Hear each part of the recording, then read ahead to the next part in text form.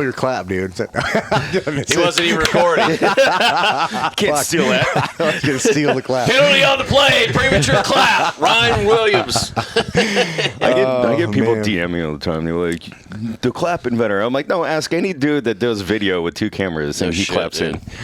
Oh, yeah. All Clap right, on. Clap so on. today's episode, we I was thinking we'd probably do like maybe every 4th episode, like once a month. We just do a crew cast, just kind of catch up on stuff.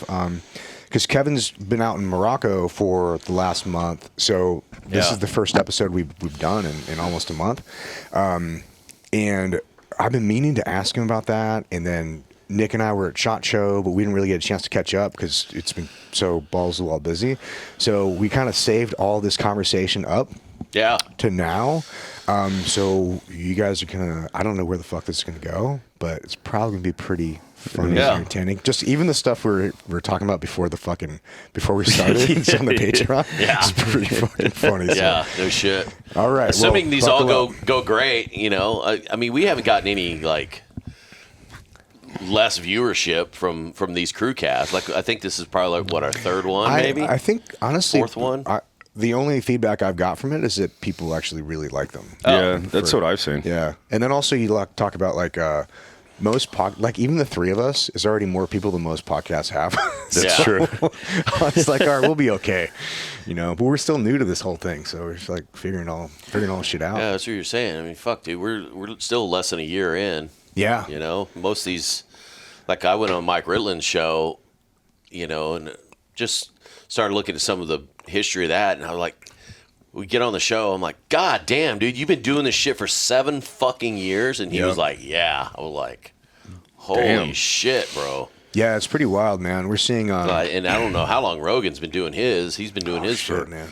I mean, he's been in Austin for fucking 4.5, 5 years. 15. Has it been that long 18 already? years, I think. 2020. So, yeah, he's at like 4.5 years. I mean, I remember when podcasts Austin. first came out, I had no idea what a podcast was. I thought they were so gay. I thought they were gay, too. Like, you listen to podcasts. The only name I ever knew was Rogan's, but I was just like, I'm not going to fucking listen to 2 people talk. Yeah, I didn't get it, man. Yeah. I'll listen to 3 people talk, but 2 people, fuck you. Yeah, I feel bad, too, because Mike Sowers had a great idea when we were first starting Forge. This is like, maybe we had talked about it because we were already a couple years in. I think it was like 2009 or 10. And he's like, dude, we should start a podcast and do all this shit. I'm like, oh, number 1, that's gay. And number 2, podcasts were so old, they're already done. I'm like, I was so wrong about shit, bro. I was so fucking wrong about everything. Yeah. Like, sorry, Mikey. You got it right. That was a good idea. Do you think podcasts blown up because the news has gone to such shit? Or do you think that it was just... I think that's probably a good piece of it. And radio as well. Now it's just ulterior form of entertainment. Yeah. I mean, there's so much fucking shit. Like, nobody wants to tune in. I mean, there's still some people that tune in and listen to like talk radio, like AM fucking whatever the fuck. But yeah, I mean, news is shit. Like, I don't know what changed. Can't trust anything. I don't know what changed in the last fucking 30 years to where news organizations weren't held to the same standard. Oh, before it was just like, hey, I'm reporting the truth in an unbiased format. Journalism. I'm just putting fucking facts out there. Yeah. And that turned to, well, we got to get the highest ratings, so we're going to fucking twist shit. Yeah, I'll tell you why. I don't know this for fact, obviously, but it makes sense where the internet came out, and obviously now people are more online. Because before that, you only got your news from fucking TV and the newspapers, right? What's the internet?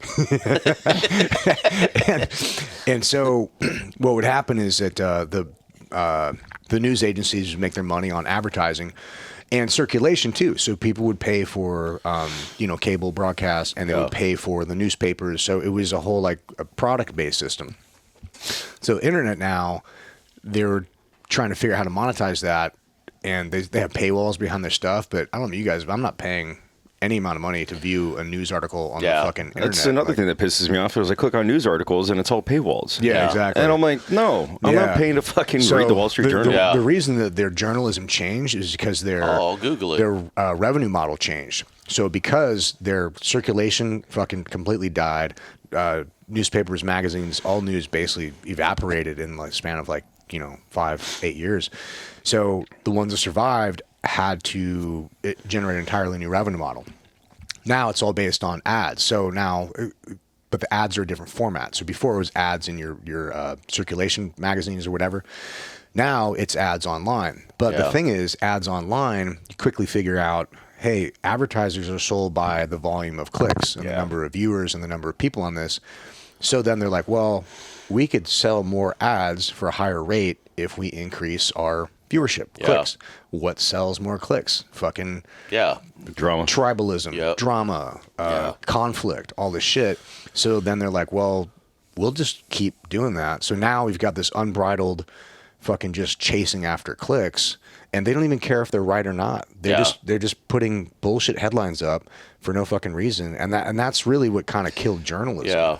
Well, and also, you know, Trump coined the phrase is fucking fake news. You know, I mean, why would I pay the San Diego Union Tribune fucking $15 a fucking month or week, or I don't even know what their fucking shit is, when I can get the same news free from other sources, you know, from whatever the fuck. So X is where I go for news now, because now they have kind of like the verification. I just look at Instagram and I'm like, but if I don't believe it, I'll click on the comments and let other people do the research, and then I'll base it off that. Yeah. Well, even Facebook, you know, it's like, you know, you read some of the shit. Like there was I followed CBS 8, which is a San Diego local news station. They were posting all this shit about, had Gavin Newsom up there talking about the fentanyl bust in San Diego. It was like, our administration, and, you know, we're really cracking down at the border. We're fighting with the California National Guard and our highway patrol. And I'm like, dude, sure you are, Gavin. You have, first of all, you have never been supportive of anything being stopped at the fucking border. Right. And you've never supported any kind of fucking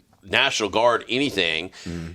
You're not supportive of law enforcement. The only reason you probably even brought up California fucking highway patrol is because those motherfuckers are on his detail that protect his dumb ass. Yeah. So it's like, dude, fuck. Dude, that guy's just, like straight up stupid fucking used car salesman. And he's just a Batman that's a villain, slide dude. on used car salesman, because I actually know some really good used car salesmen. But dude, the fact that people can sit and look at this guy and go, you're right, this guy is trustworthy. You're like, dude, you're like the slimiest. Even just look at the guy.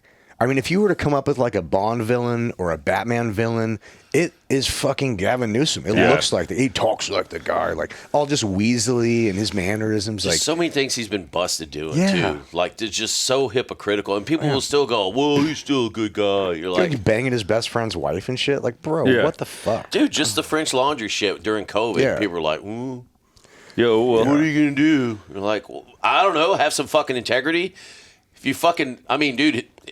His COVID policies essentially put the distillery that I was an investor in the fucking like in the poorhouse. Like nope.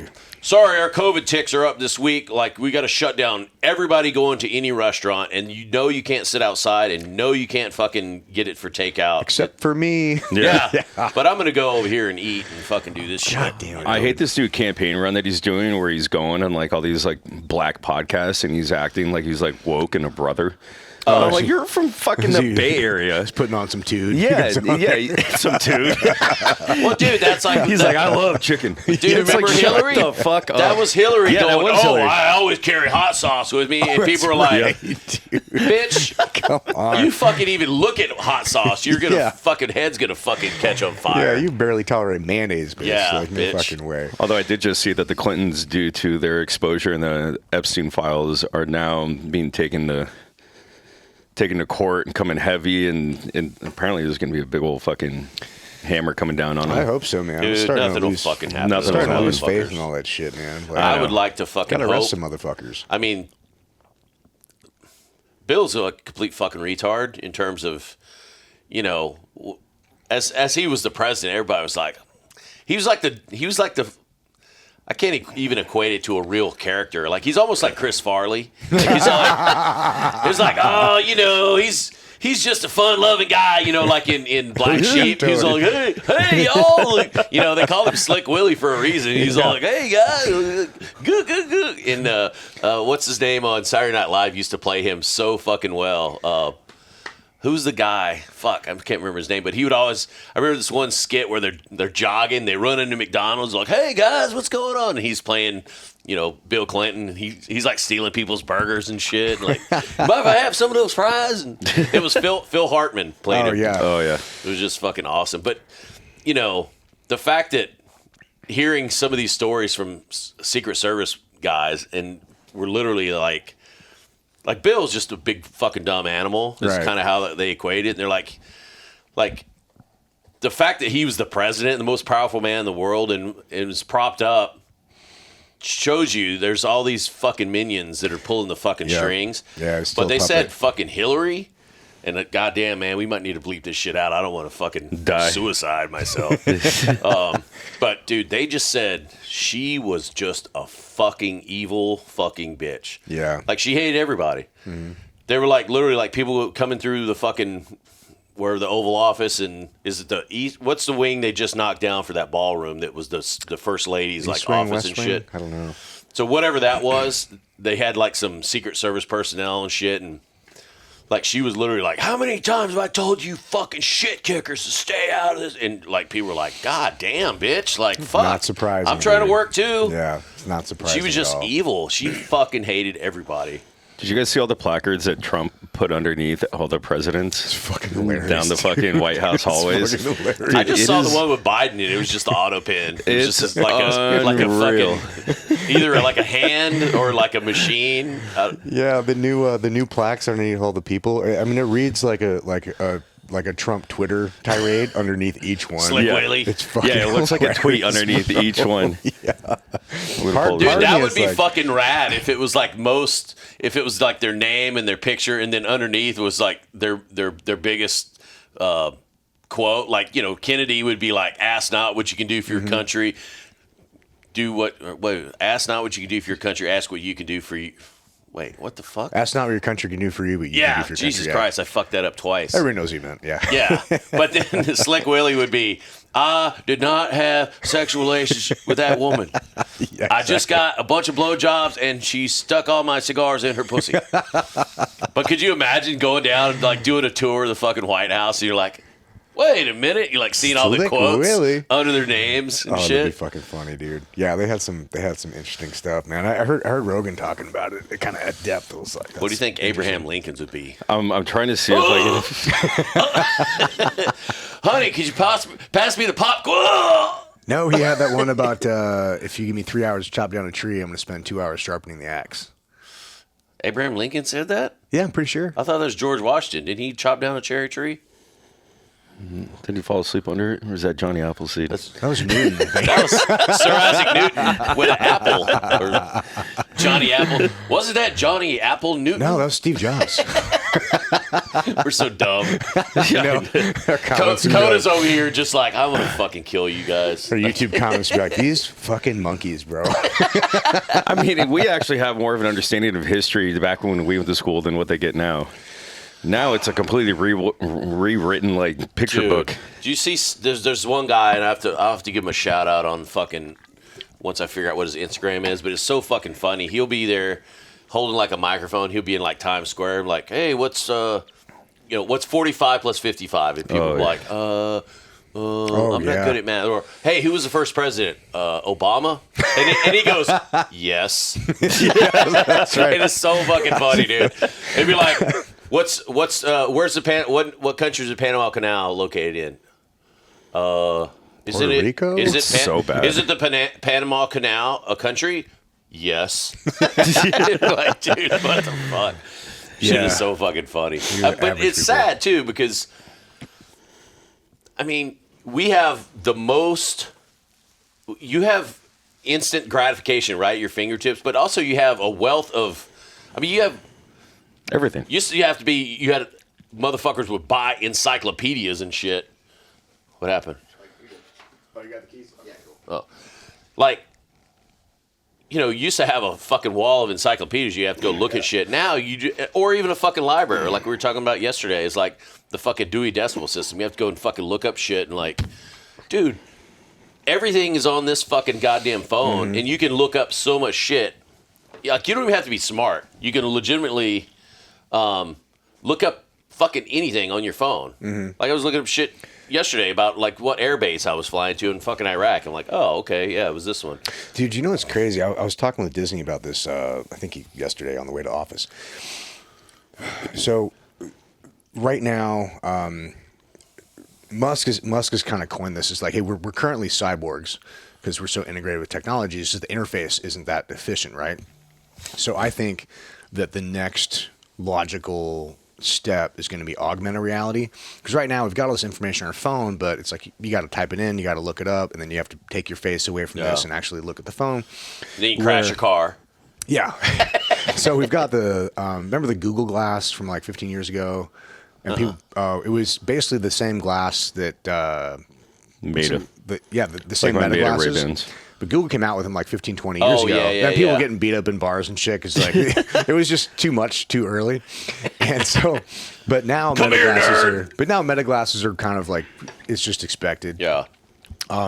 So I think the next evolution of this is going to be augmented reality. So instead of viewing stuff and clear lenses, you'll be able to have projections projecting onto your glasses. I mean, think about how useful that would be. You already right? have those. So there was a guy I was flying back from Morocco with. He's our VFX supervisor. He was showing me these fucking glasses, and I sent him. They're like $500. Actually, he got them cheap. They're probably the other Meta ones. So Meta came out with another pair that you have to get like custom fit for in like Best Buys or whatever. But they have a heads-up display on the inside of them. Yeah. So all of your your messages are in there, or anything that you want to ask AI, it'll read it out in there. So they're called Rokid or Rockid, ROKID. Picture of that guy real quick? Max 2. Yeah. So I just looked it up on Amazon. They look like regular ones. Yeah. But dude, I put them on. And yeah, they're not much bigger than regular. They're not like the fucking Oculus. They're like regular ass glasses, but it's got this thing up in the top, and it projects it onto the fucking screen. And you plug it in, like say you plug it into your fucking computer. Now you got a 200-inch wall simulated because it's right here, and it's everything that's on your whatever device. You plug it into your fucking phone, and it's literally like right fucking here. Dude, it was pretty fucking rad. So now imagine the next evolution of this is where you have AI, have all your whole life, like all your social situations, all your friends, all your Instagram stuff. So imagine how much easier like rolling into SHOT Show would be. I can actually remember names. Yeah, so it has actually like facial recognition. It's like, hey, this is so and so. You guys communicate in DM here. Pops up with his name. So you're like, oh shit. So you can wander around the world having all this information, and like your driving directions are going to be set up. You know what I mean? Well, like, I think that's like you're saying, the next thing, because that basically is just a screen that's plugged into a device. Well, now you mesh that with the fucking Meta glasses. Exactly. That has, so now you have a picture-in-picture. Now you're walking around like this. I mean... Or you could like say you want to look at a house for sale, right? That's like the beginning of the Matrix, dude. You drive through a neighborhood and you say, oh, that house is for sale. It last sold to this thing. You have an overlay of the inside of the house from the outside or what it looks like. There's so much incredible like usefulness. I think we're just getting started to like... That's the final piece of integration, having that. And it's one of those things, too, where, like, I barely know how to get around San Diego now, even though I've been here, like, 30 fucking years. I always put in my phone how to get some places because I'm fucking terrible at remembering all this stuff.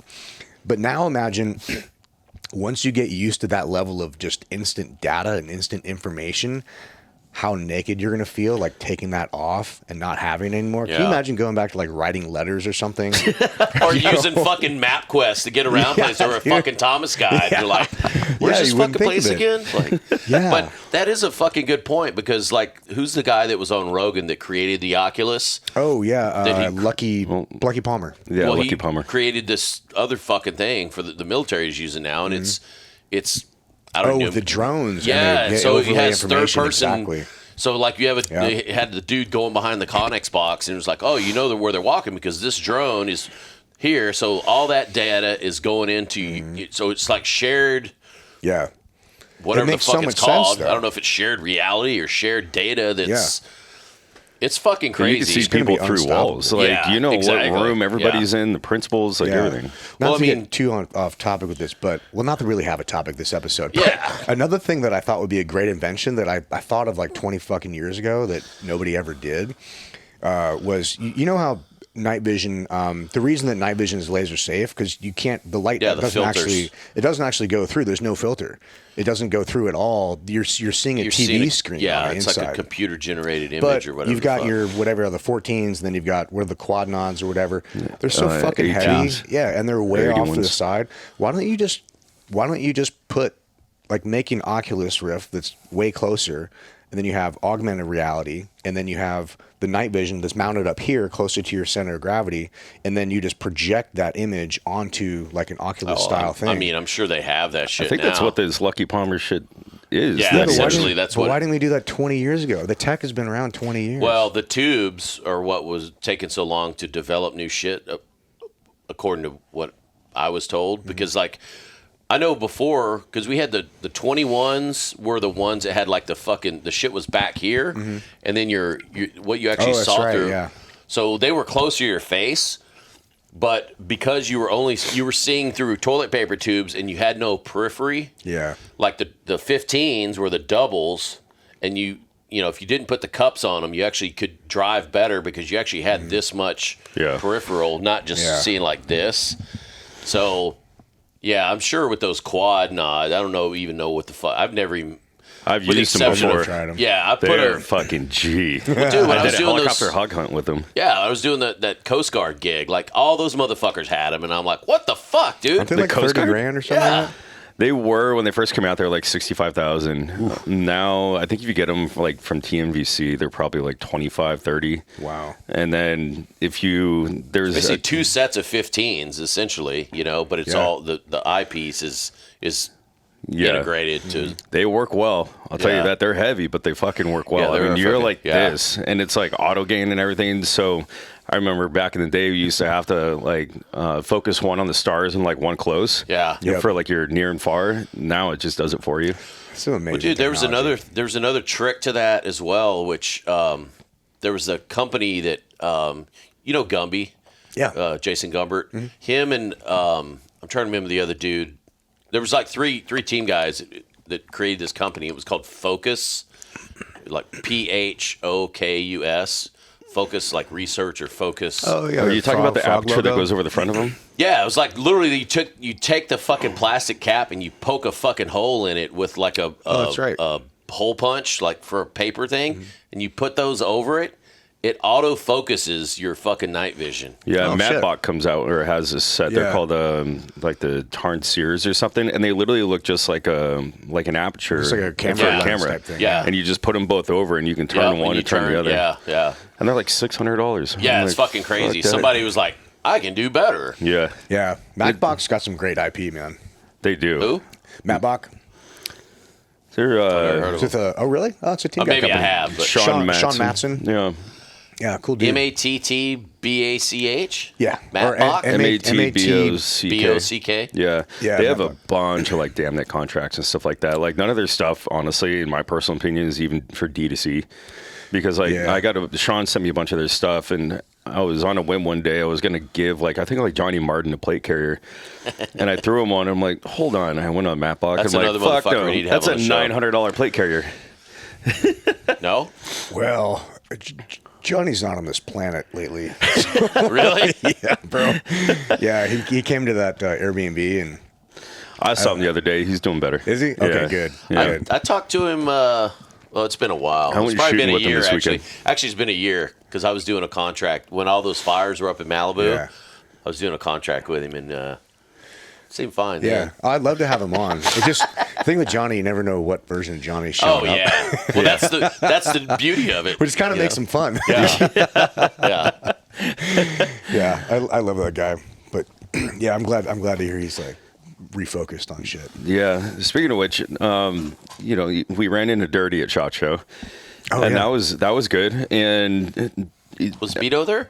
yeah, Beto was there for a bit up until he politely left Vegas to come back home because I guess he just like cranked it up one night. Oh, shit. Oh, really? Yeah, and He's like, I'm out. So when did you get out there? You were out there for like a week. I was out there. Straight, I got out right? there the 19th and then left 23rd.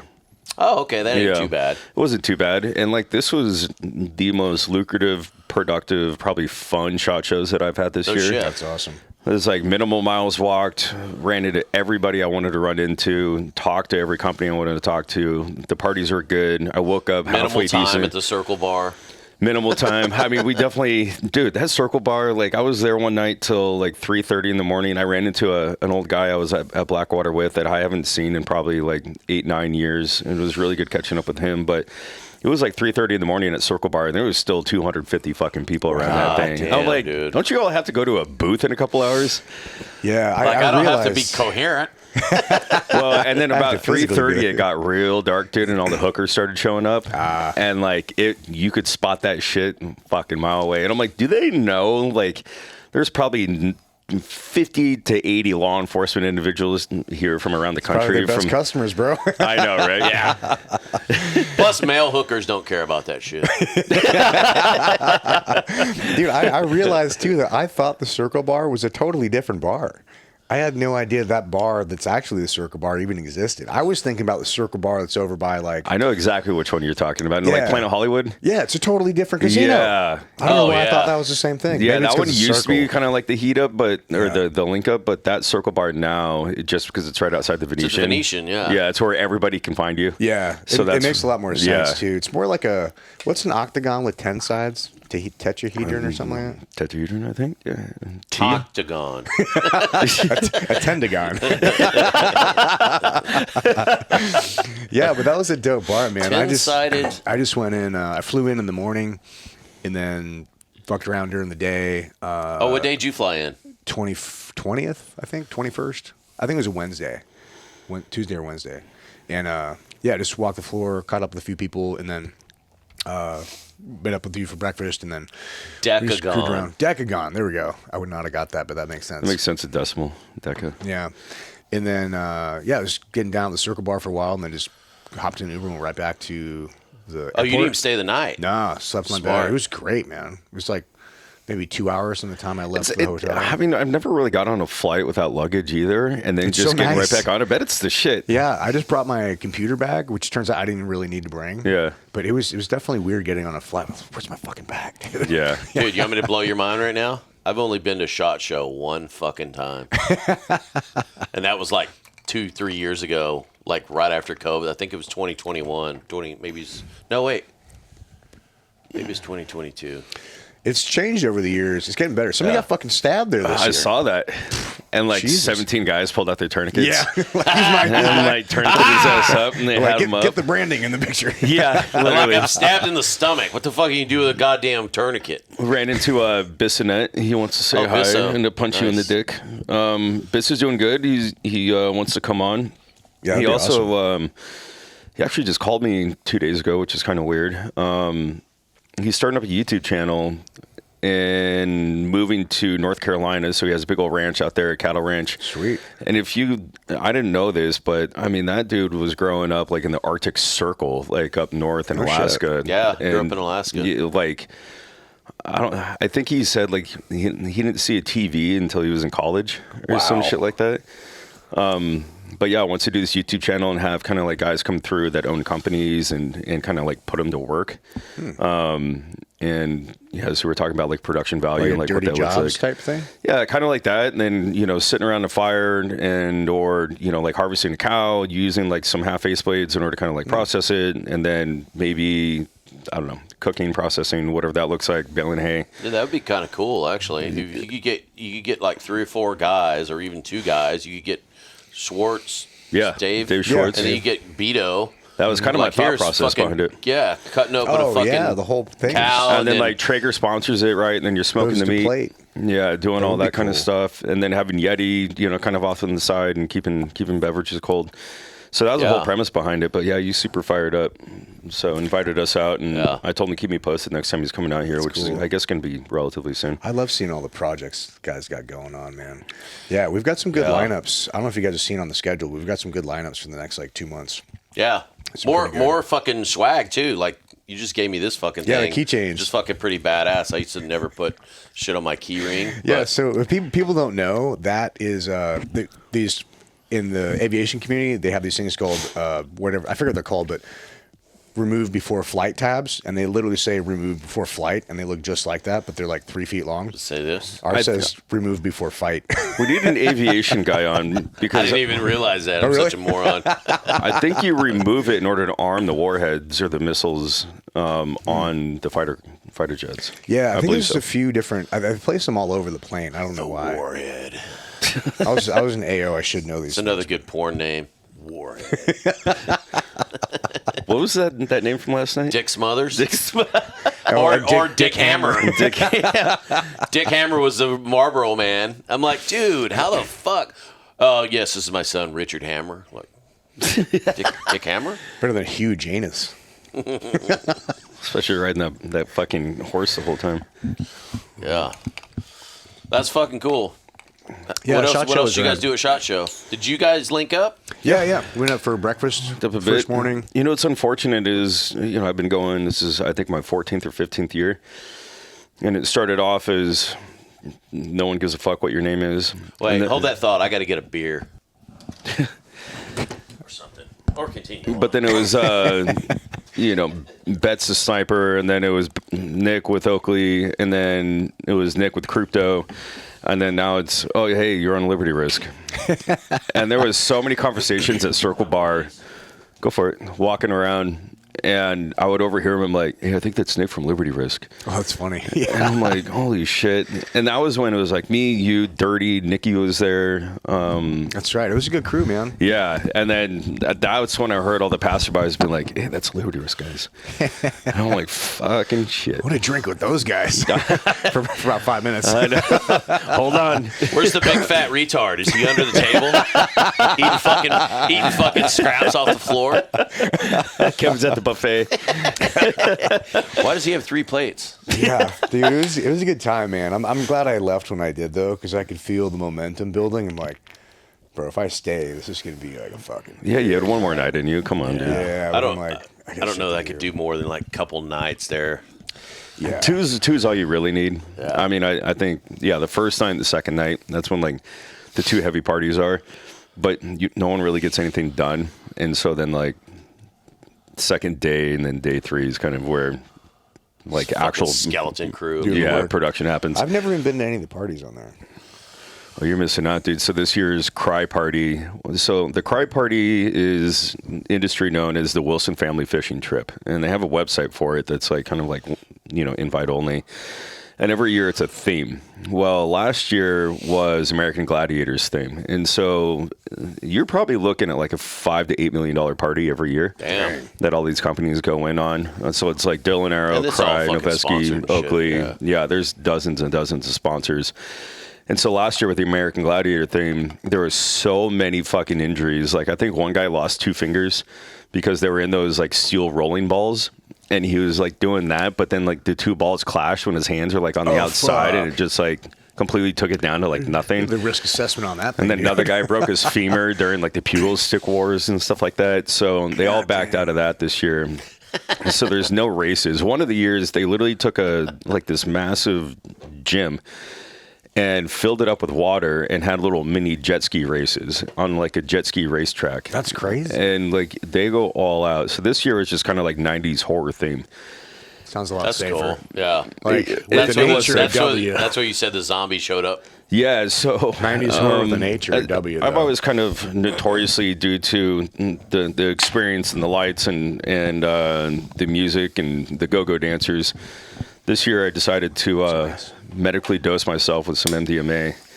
And I went a little too heavy on the dose. And so I'm sitting in this fold-out lawn chair outside of an Airstream and with like a pink flamingo like lawn ornament. This is indoors. Oh yeah, indoors. But like it was like this trailer park that's kind of like a horror type theme. And I'm sitting there buckled, dude, like wearing sunglasses and like just drinking water. And people are coming by and be like, Nick, you all right? I'm like, yeah, I'm good. Oh yeah. And I was good up until this like door opens up and I see this like crack light. And then this like flood of midgets comes running out and they're all dressed as zombies. God, You're like, is anybody else seeing this? Dude, that's how I felt. And like there was a lot of people that kind of like tripping out. A lot of people were having a good time. I was not happy because after my bachelor party and past experiences, I have this weird, I almost want to say an affinity, but kind of like a nervous fear around midgets. And this Well, you one, had the little Trump guy at your one. yeah. See, that wasn't up to me. That was up to my best man. And I'm like, dude, fucking poor form. I carried a spatula around the whole time because I was gonna hit his ass if he got out of line. Just herd him around. But this fucking midget, actually, he looked just like that guy with the white painted face. What's that thing called? That's a wolf guy from Death Knot or some shit? Devil Lock. So Wolf this guy from Doyle. midget just comes up to me. He's like, "Ah," and I was like, "Fuck no!" And I just like stand up in my fucking lawn chair and I like fall over the back. And he kind of realized like, all right, I'll leave that guy alone. And then he like moved on to the other ones. But everyone just started dying laughing. And like people were like picking me up. And I'm like, is he gone? And I'm like looking underneath the trailer because it's like on its wheels and it's jacks. And I'm like, dude, I'm like, I'm fucking out of here. That shit makes you paranoid as fuck, dude. Checking your bed that night. Well, normally, I mean, I was having a great time until they fucking unleashed those animals. I think I can call them animals. They were dressed up. They were paid. Yeah. Paid animals. Yeah, paid animals. We're all animals. Yeah, it was Vegas. Yeah, I haven't done MDMA. I think, did we do that on that trip out to Joshua Tree? Yeah, everybody did. Okay. Whether you wanted to or not. Yeah, I had some fucking good stories, but yeah, eventually, man, it's like, at least back in the day, this is like in the fucking 90s, like you get these pressed fucking tabs. You never knew what you were getting. And sometimes you get good shit. Sometimes you get like, great, I got a fucking sweet tart. Like, or it's just pure meth. Thanks, asshole. You're like grinding your teeth out of your gullet. Oh, dude. Yeah. Yeah, I remember doing that back in the day, and but they still had drug tests, but it was kind of random. So there was a solid group of guys that they just had their passport on standby, and if they ever got busted, their plan was to just like get out of town and go join the French Foreign Legion. That was a legit just Taylor plan, Kavanaugh. dude. Yeah, and then Kavanaugh actually did it. You know, like shit. There were a group of Team 5 guys that fucking got rolled up. That were selling drugs and shit. Oh, really? Yeah. This is probably like what, 8 years ago? Oh no, this is in the 90s. This is like pre-2001. I remember hearing about 8 years ago there was like a whole kind of like sting in NSW for coke. I don't know. That might have been the East Coast. I know at one point when I was still in, there was a huge crackdown on. I remember when. I probably shouldn't say his name, but there was a fucking team guy. We should bleep that out. Bleep it out. There's a couple team guys that literally got busted for shit, and then they busted another dude who literally just kind of went AWOL for fucking weeks, and they found him like on a porch swing in the middle of fucking like Moyoc, fucking like shit, just sitting out there, and he had like, you know, like 60 grand in like his shirt pocket, and was just sitting on a porch swing, just all like. And they're like, dude, where the fuck have you been? You haven't showed up for work in like a week and a half, and they like rolled him up and took him to. I think they took him to a treatment facility and got him cleaned up. There was another guy that had some kind of episode in Vegas, but I think I heard he legit like got drugged, and then just had a weird thing. He was like, that was a either new guy or one platoon guy at Team 5 who didn't drink, because we used to stop in Vegas on the way out to fucking Nevada or Utah.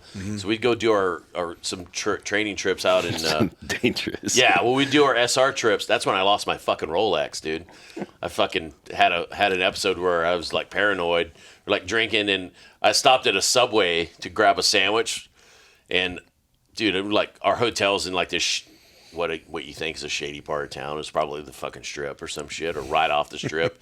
And I had my Rolex on. I'm all like, take it off, put it in the sandwich bag, get to the fucking hotel, pass out, wake up the next morning, phone's ringing, like, hey, where the fuck you at? I'm like, oh shit. And I'm the LPO. I'm like, God damn it. Throw my shit in the fucking bag, you know, grab my shit. Not thinking about the fucking sandwich bag. sitting there, throw it in the fucking trash. Oh my god! On the fucking road to fucking Utah, and I'm like, bing! Fucking have this epiphany. You're like, why is my wrist so light? I'm like, oh no. Yeah.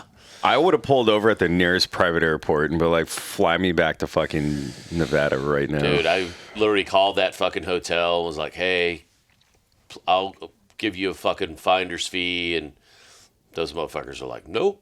Sorry, I haven't seen it, but now we know where to look. Yeah. Yeah. Somebody Dude. has it. What kind of Disney, Rolex was it?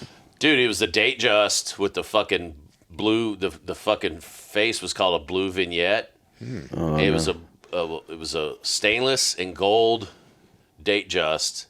Gabby bought it for me for our 1 year anniversary. Oh, nice. And it had You a fucking, got a Rolex for your 1 year wedding anniversary? Yeah. And it Dude, had I need a fucking back I'm in a my dude, it had Styles, when I was in Vegas, I put a diamond fucking bezel on it. It was fucking like iced out. Damn. It looked fucking dope though. I mean, it was like tasteful. It didn't look like Yeah. it was a fucking Not too gaudy. retard. But yeah, so I was like, oh, this looks fucking great. And I didn't wear it. I still to this day I don't really wear jewelry, but you know, you go to a nice restaurant or some Yeah, shit, some you dress nice, up, yeah. you fucking throw a fucking nice watch on, and yeah, I need to buy another one at some Dude, point. Disney and I were hanging out in Scottsdale. This is a couple years ago, and she had taken off a ring to do something at the hotel, and then we left to go to because we didn't like the hotel, so we're going across town. It was like an hour and a half away. And we're like halfway through there, and we're in the back seat of the Uber or whatever, and we're playing that, the little slap game where you're like slapping hands and shit. So we're playing that, and she goes to like turn her ring around so she doesn't like tear my hand up, and Yeah. she's like, "Oh shit, the ring's not there." She had left it on the fucking counter.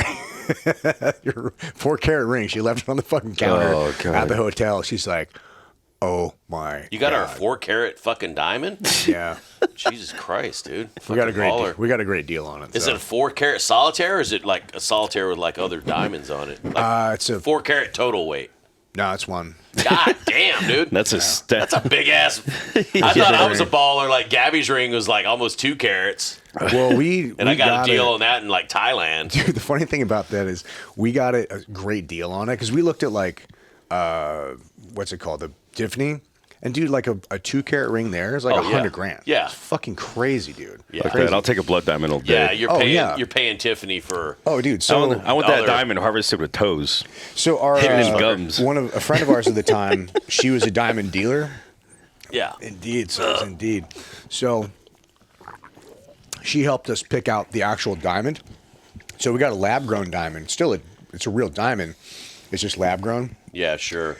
They're not as cheap as I thought. I was hoping they'd be like 20%. Yeah. Dude, they're only like 15% cheaper than a normal diamond. Yeah. But here's where we really lucked out.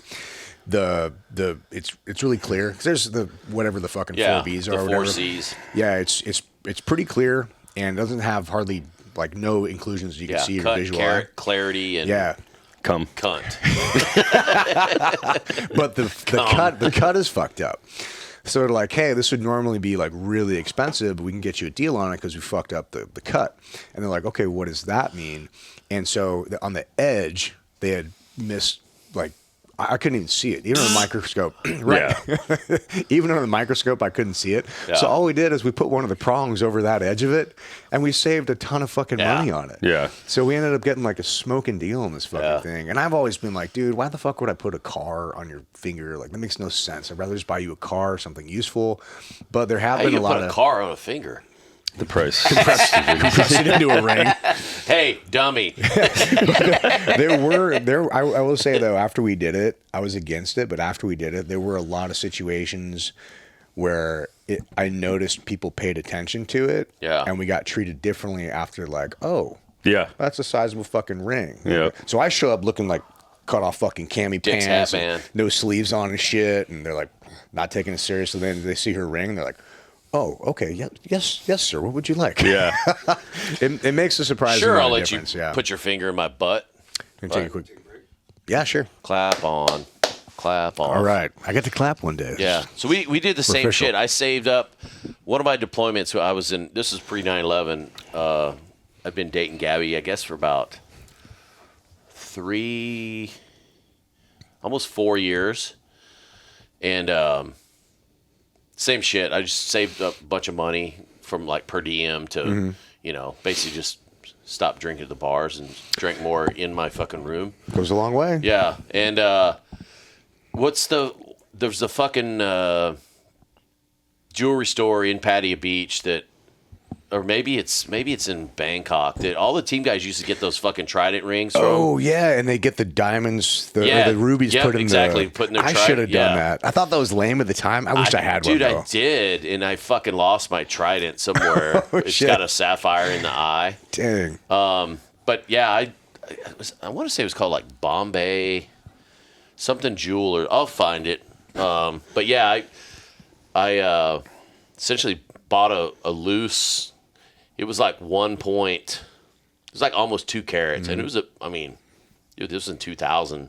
Yeah. And then had it put in like a platinum setting, but it was fucking weird because the dude I was dealing with, it was like their not supplier, but like one of the guys that I deals remember with that back in the day, guys would go do like diamond dealing. Yeah, and he was like, "Yeah, just send me some money over." It was like I want to say it was through PayPal or. Just leave it in this Dropbox I'm like, over what here. the fuck? I'm like, no I mean, I guess in a sense, PayPal was escrow, but I'm like, dude, that shit was like 10 grand. Yeah. Like I think it was like 8. Yeah. And then with the setting and everything. But especially when like E4, E5 team guy, like that's, I mean, might as well be 80 grand. Yeah. You know? Well, I was an E6 then. Rolling. I remember I was at E6 for like 11 years, so I made E6 early and then just stayed in E6. But yeah, and then it was crazy. Fucking had it put in a setting and everything, and then I think it was one of those times where like me and Gabby had been dating for fucking ever. I think like we break up, get back together, break up, get back together, and it was like one of those like And then finally, it was like, all right, like, are we gonna shit or get off we're the gonna pot? like, yeah. So Yeah, I was makes like, sense. oh man, it's like, You can get some amazing stuff out in Thailand, though, dude. I remember I was dating my daughter's mom at the time, yeah, and we're on and off for a bunch of years before that.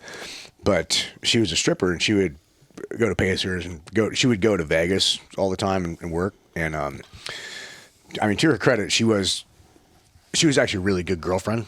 I mean, most strippers aren't, but she was actually a really good girlfriend. But I got her these fake Louis Vuitton, because they came with certification and everything. So I got her this fake Louis Vuitton like luggage bags and everything. in Thailand. Yeah. And I told her they were fake, whatever. But it was the style of the time to do this shit. So she puts all her stuff in this fake Louis Vuitton luggage and goes to Vegas. And she comes back like a couple days later, and she's not like pissed, but she's just like, what the fuck? And so she explains to me. So on her way back, she put all her stuff in this fucking fake Louis Vuitton bag. And on the carousel, when it comes out, the thing had fucking exploded. So like all her stripper shoes and underwear and everything had exploded on this, because it's fucking cheap ass fake Louis Vuitton zipper had busted.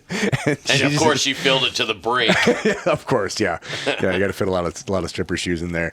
And I was like, oh fuck, sorry about that. Yeah. Came with a certificate of authenticity. But like, we should send it back under warranty. It was like $40, bro. Yeah. That there were. I mean, fuck, dude. I'm almost at a loss for word. I can't remember how many times I went to Thailand with the teams, and then I've been a few times. Like, I shot a movie over there with. Well, I say I shot it with Spike Lee. Like me and him were sitting there like, and what do you think we should do, Spike? Like, no, but I mean, I was the tech advisor, but with me and Harry were over there doing it. But dude, it's fucking crazy how genuinely nice that culture is. Like, Yeah. just very giving people. I mean, yeah, they're going to rip off Louis Vuitton and sell it to you for $40, and you still know it's fake. But you know.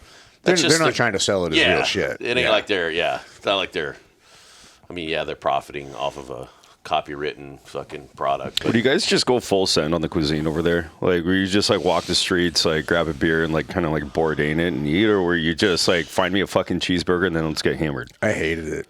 I hated it every fucking minute. Of course you did. It's different because like when you're in Pattaya, you're on Walking Street and I mean, there was cool fucking bars. All the bars are like out, not all of them, but a lot of them are outside. You know, you have like the Flat Frog, and you have fucking BJ's Bar, TQ2. which is right around. Well, TQ1, TQ2, those are indoor. Well, they have, I guess they're predominantly indoor. But it's weird because you walk around that whole area and there's vendors out there selling their wares, and they have some of the shit. You're like, oh, that's cool. And the deeper you go, like you go into it turns into like the little market, and dude, there's no shit. They've got like scorpions and fucking mealworm. Like, here, give me a bag of mealworms. Crickets, I'm just dude. like fucking eating fucking a Gotta bag get your of protein worms, in, dude. you know, or freeze dried cricket. Not freeze dried. There's dead crickets in a fucking bag. It ain't like they, you know, taking any kind of special precautions like make sure that their intestines are purged of whatever the fuck crickets eat. They're grass-fed diet crickets. Yeah. But yeah, dude, you can go over there and it's like scorpion on a stick, and you're like, nah. Yeah. You know, the best thing, they got the fucking, they say it's chicken. It essentially it's like monkey on a stick. Probably like, dog or something. Monkey. Like, shit's pretty good. And then they have like the potato. It's almost like a fucking hash brown, but it's just like potatoes that they fucking cook on the fucking thing. And so you guys weren't very adventurous. No, I didn't. I'm not into other cultures. Yeah, I hate other. I mean, cultures. I'll eat Thai food all day long, but in terms of like, I like American Thai food way better than Thai Yeah. food. Yeah. Yeah. But they did have. I remember it was kind of funny, like a little language barrier thing, because we're over there before Red Bull was a thing. Red Bull is actually based on the Lipo Vitan, the little they look like little 5-hour energy things, but they're called Lipo. Glass too. Were they glass? Yeah, the glass bottles. But they were. Oh, maybe they were. Yeah. That's right, with a dark kind of like charcoal color to them. Yeah. They were cool, but you'd have those with vodka, or you'd Mekong Lipo. Yeah, Mekong Lipo, or Mekong Coke was all because it tastes like Jack almost, but it's like the Thai version of Jack, and it's really good. We got to get a bottle in here. Yeah. Actually. Hey, viewers, somebody send us a bottle of fucking Mekong from Thailand. And then if anyone can find wild tigers from Iraq, let me know too. I think Wes Inskeep probably has a case still. But the funny thing, he's got a lot. Jesus. Yeah. But the or maybe he had a case and maybe he's got a bottle left after that. Let's look. But I remember we're going to the bar and these weird little language barrier things. You'd order like a Mekong Coke, and the bartender would look at you like, "What?" And you're like, "A Mekong Coke." And you're like. She's like, what? And I'm like, a Mekong Coke. I'm like, oh, Mekong Coke. Bitch, that's what I said. I know. I hate it when I say shit 6 times, and I'm like, do I turn racist and say Mekong Coke? Right. And then you understand. And then you understand. Oh, yeah. It's like, fuck, dude. That's so funny. Like, I had no idea what you were talking about. Like, I'm pretty sure you can put it together just fucking with me. Yeah, it's not that hard. Dude, here's fucking Mekong whiskey. Oh, you can buy it? I bet we could go to Convoy here in town and buy it. Mekong, and it's at fucking Keg and Bottle. No way. Okay. Well, all right. I'm going to be there for, when is this My episode son coming fucking works there. Does no shit.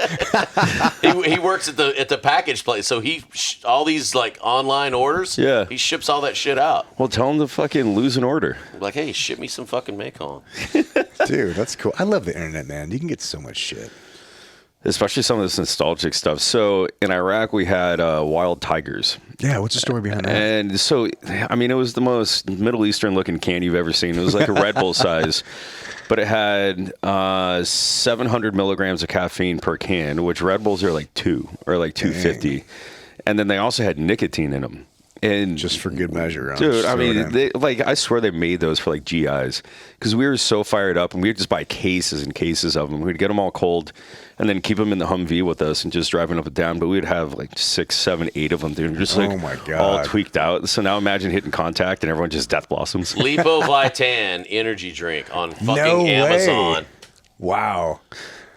And that's what it is, dude, huh? Bezos is 3.3 ounce, 100 milliliter bottles, pack of 12.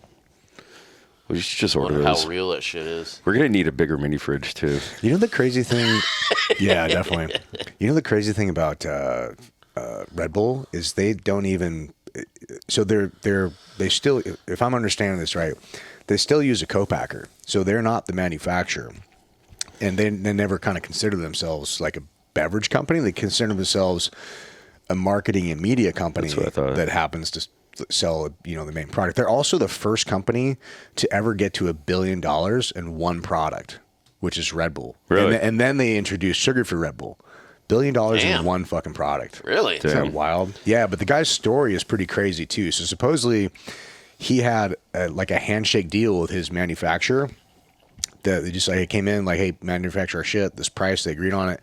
No contract, no nothing. He's just like handshake, and they're still running. As far as I understand it, they're still running on that one handshake deal contract. Like, however many hundreds, probably of billions of dollars later. Damn, it's fucking nuts. I can't believe how much money they have, man. It's wild, dude. Like all the crazy shit that and they're good my too, friend man. They're Demi. so good at their merch. They're so good at their fucking everything. Their visuals. teams. I mean, their Formula One team. They don't even sell merch. Like the only way to get a Red Bull merch is to be on the team. Yeah. Unless you go to Thailand and you get a Red Bull fucking t-shirt. I got a Red Bull fucking tank top. I'm like, Yeah. oh yeah, I I got wear it one. every 4th of July. Mine It's like red, was white, and blue. a large though, so like I definitely can't wear it these days. Like Why a not? baby tee. You're gonna see my nipples poke through. Fucking just rip the whole back out of it. It's be like a bib. You're at Joe's Crab Shack. It comes with a bottle top. Dude, that's probably a good Liberty Wrist fucking shirt. A bib. No, dickhead. fucking the Red Bull fucking manipulate the logo a little bit. Oh, I made Fucking one. I Liberty made Wrist. one that had two. Oh yeah, I did. I made one that was basically two. What do you call it? Bulls, and with a yellow sun, and it said Red Dawn on it. Oh. I like that. You got to give the bulls like a big old hog on them just for Kevin. Or my hog gives me wings. Flying, yeah. Oh, that's just, I'll just totally, so Red Bull can't come after us. I'll just replace the entire bull with a dick with Two wings. dicks with wings. Yeah. Like sword fight. Red Dawn. Red Dawn gives you wings. Jesus Christ. I mean, I Kevin wonder woke if- up this morning with I wonder if people a actually wing buy dong, that. Yeah, right? ready to go. Man. Go time. So tell us about Morocco, dude. Yeah. Dude, it was fucking cool.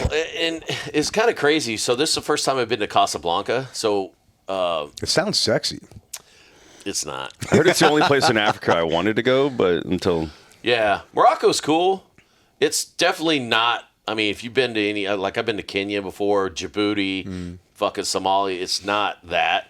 It's very, So it's way better. it's very European influenced, yeah.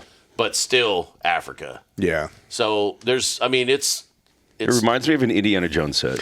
Yeah. yeah, that's Kinda it. like I mean, it's Mediterranean like / Africa. North Africa proper.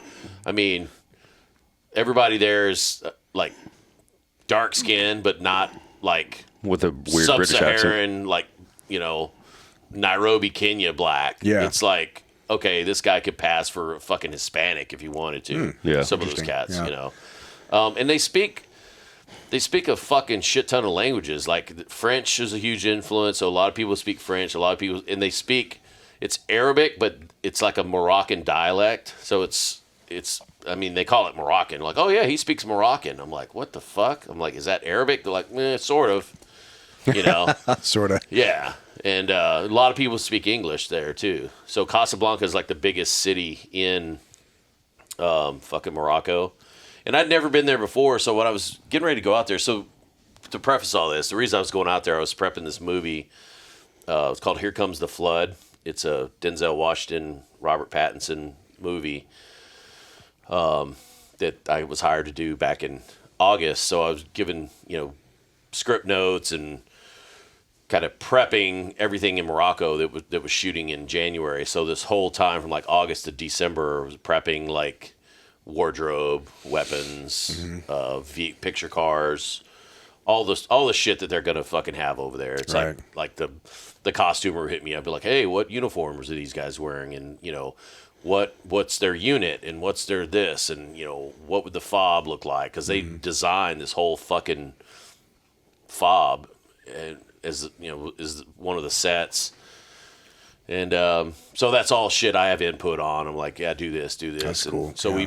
we made this unit. It's a 10th Mountain Division. We basically figured out, because the storyline is they're going to, I guess I can't really get into the storyline too much, but they're going to a country. So I had to figure out what, and it's not Morocco. So we shot Morocco for another country in the Middle East. So they're going, this unit is deploying. So I had to look up history of units deploying to this country, and also they kept the timeline very vague because they didn't want to pigeonhole and go, okay, it's 2022 or it's it's so the timeline is somewhere between 2025 and like probably 2013. So it's got like a wide fucking vague storyline timeline.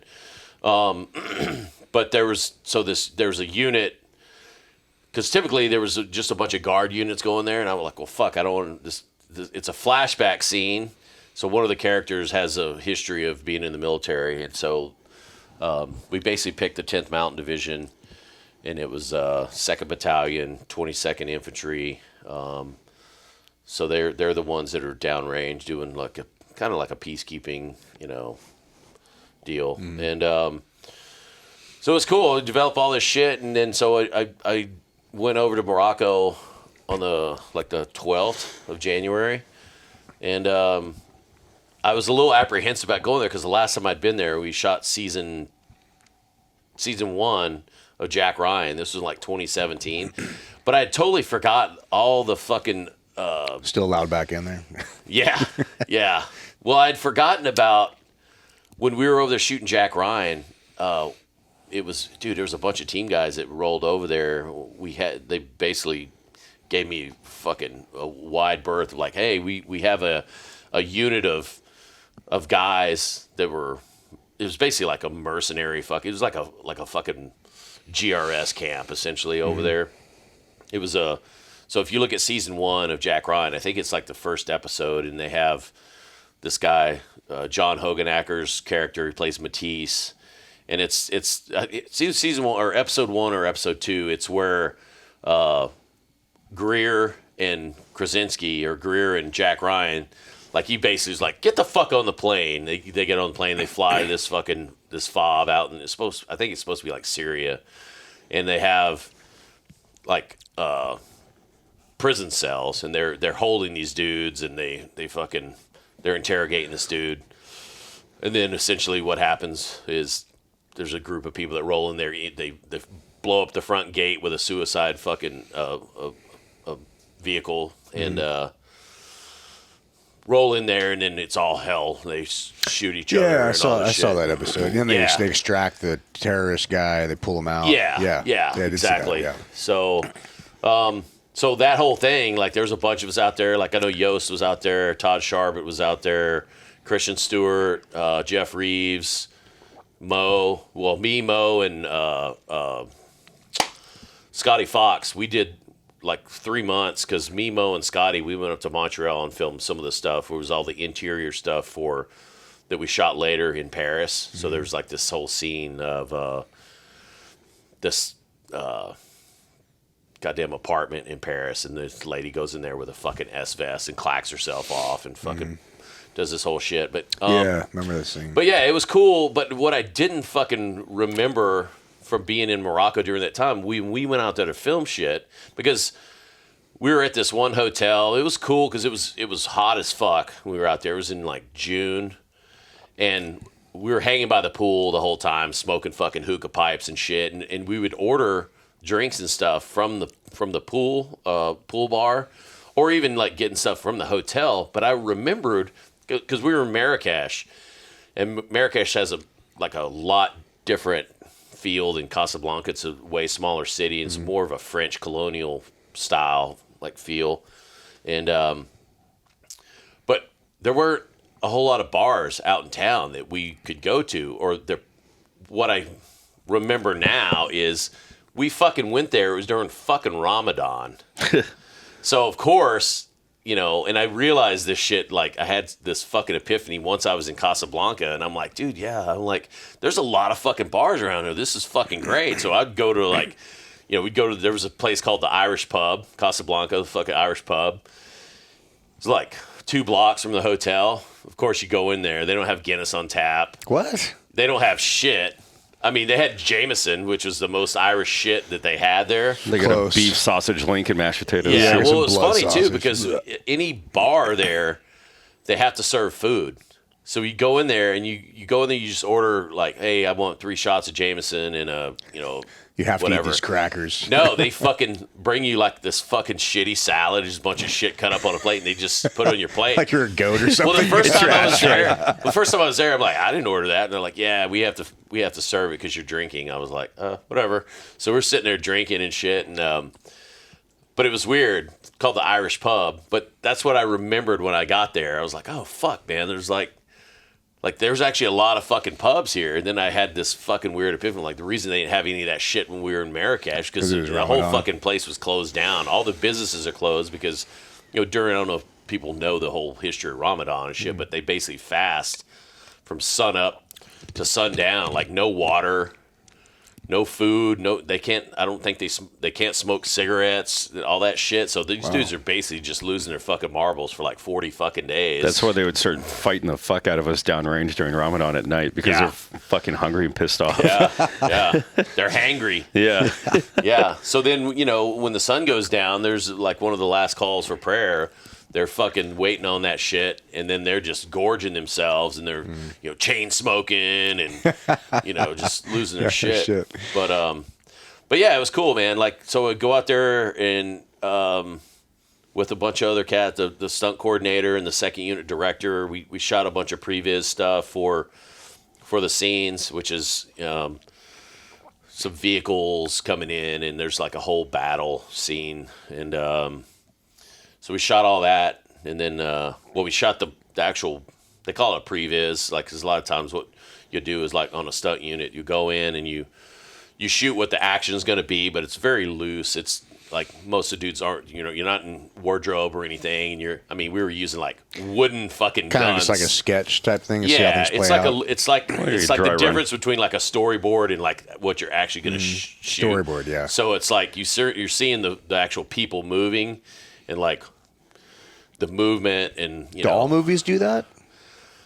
A lot of the second unit shit does that, or action unit. So a second unit typically is if you're seeing any kind of shit that's just like action based. So you're seeing a car crash or a car wreck, or gunfight or fist fight. That's all stunt unit shit, and that's typically either the fight coordinator, stunt coordinator. They're usually shooting a previs. And then they'll show it to like the director or the second unit director, and then polish it up. After that. And then they'll go, I like this, I like that, I don't like that, I don't like, or it may just be like, that fucking sucks, fucking do better. Typically it's suck less. Yeah, typically you get left and right lateral limits. Like, hey, what do you want to happen? And so for this, it's like they wanted the story to fall within certain parameters, and they didn't want it to be a complete fucking bloodbath where it's just like, they wanted it one-sided enough to where certain things were happening in the story. I didn't want to get into it too much, but I signed a fucking NDA. Yeah, for sure. But, absolutely. Yeah. But yeah, it was fucking cool though, man. Like all the dudes I worked with over there were stunt guys from the UK, stunt dudes from Budapest, stunt guys from Morocco proper. And we fucking sketched out this whole thing. So then we shoot the whole previs, and then because they were still shooting, most of the movie was shot in New Jersey. So the main unit was still shooting in New Jersey while I was in Morocco for the first week. So then they wrapped in New Jersey, and then like the fucking, the creator, the writer, producer, all the main unit people show up in Morocco, and we show them the previs, and they pick it apart, like, I like this, I like that, I don't like this, I like certain aspects of it, and then they're like, okay, we're gonna start shooting here in a couple. So you're working with like local stunt guys and all that stuff? No, the stunt coordinator is from LA, second unit director's from LA. Both so good dudes. Who are the local guys? What were they doing? The local guys are mostly like stunt dudes from Morocco.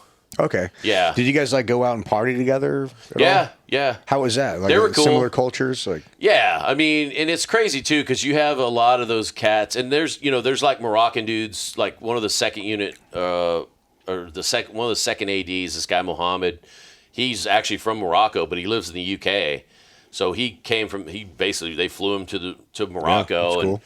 And he's staying in the hotel and shit with us, even though he's from Morocco, but he's lived in the UK for the last 10 years. So while he's there, he's like visiting all his family and shit. For sure. Which is cool. But it's fucking crazy. You're seeing, not to disparage guys of, third world countries. I mean, I wouldn't consider Morocco a third world country, but you instantly have this predisposed idea of what's going on over. Like, these dudes are legitimately like, I mean, they're good stuntmen. They're doing good shit, and they speak like 3 fucking languages. So it's fucking crazy. Yeah. You're over there with some of these guys. It's like 2.5 more than me. Yeah. Yeah, and I mean, these dudes are, not doing high falls and shit, but I mean, they're taking hits and they're going to the ground and they're padded. They take their shit as serious as any stuntman from the U.S. We didn't have a whole lot of we had a couple big stunts that were kind of planned. We had a ratchet scene where they were gonna fucking ratchet a dude who kind of fucking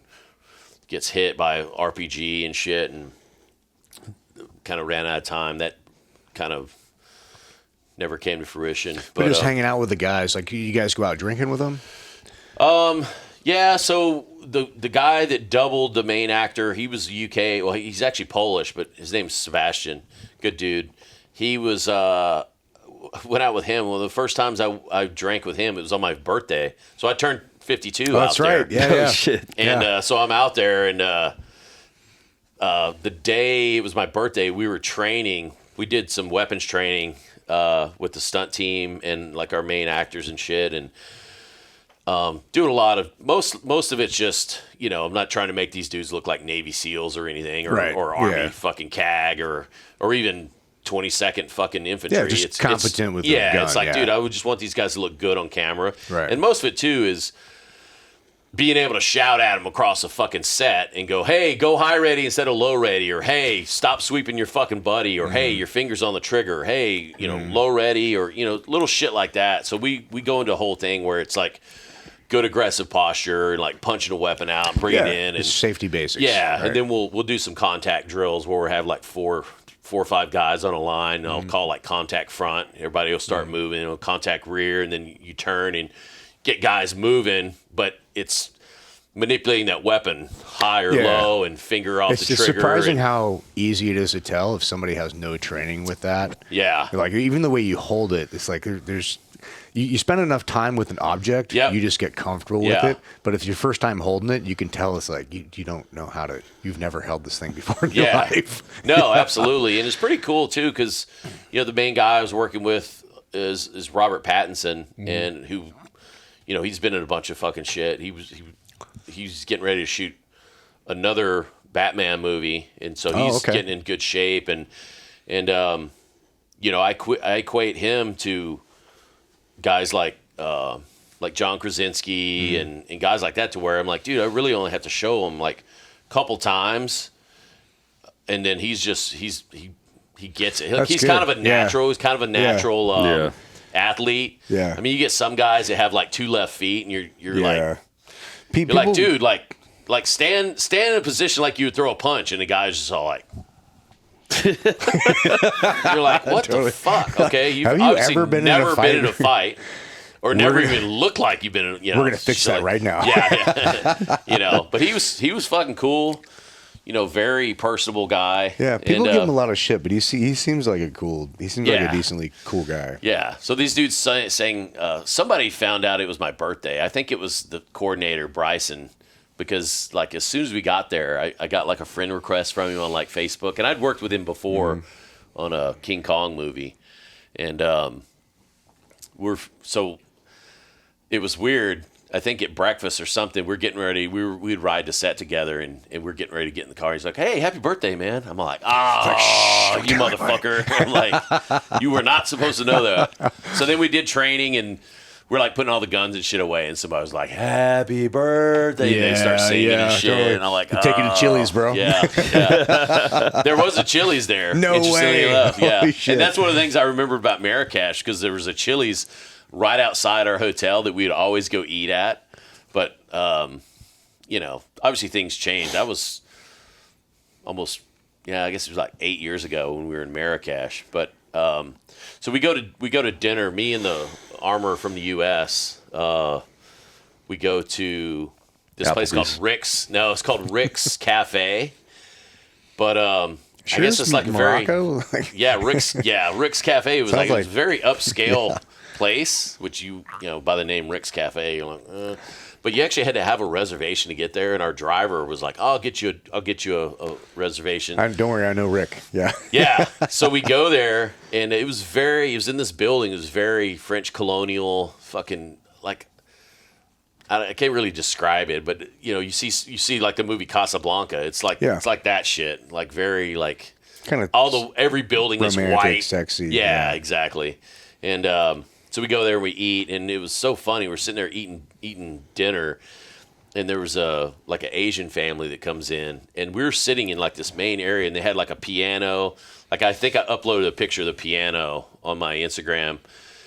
There's a piano. There's like a drum set.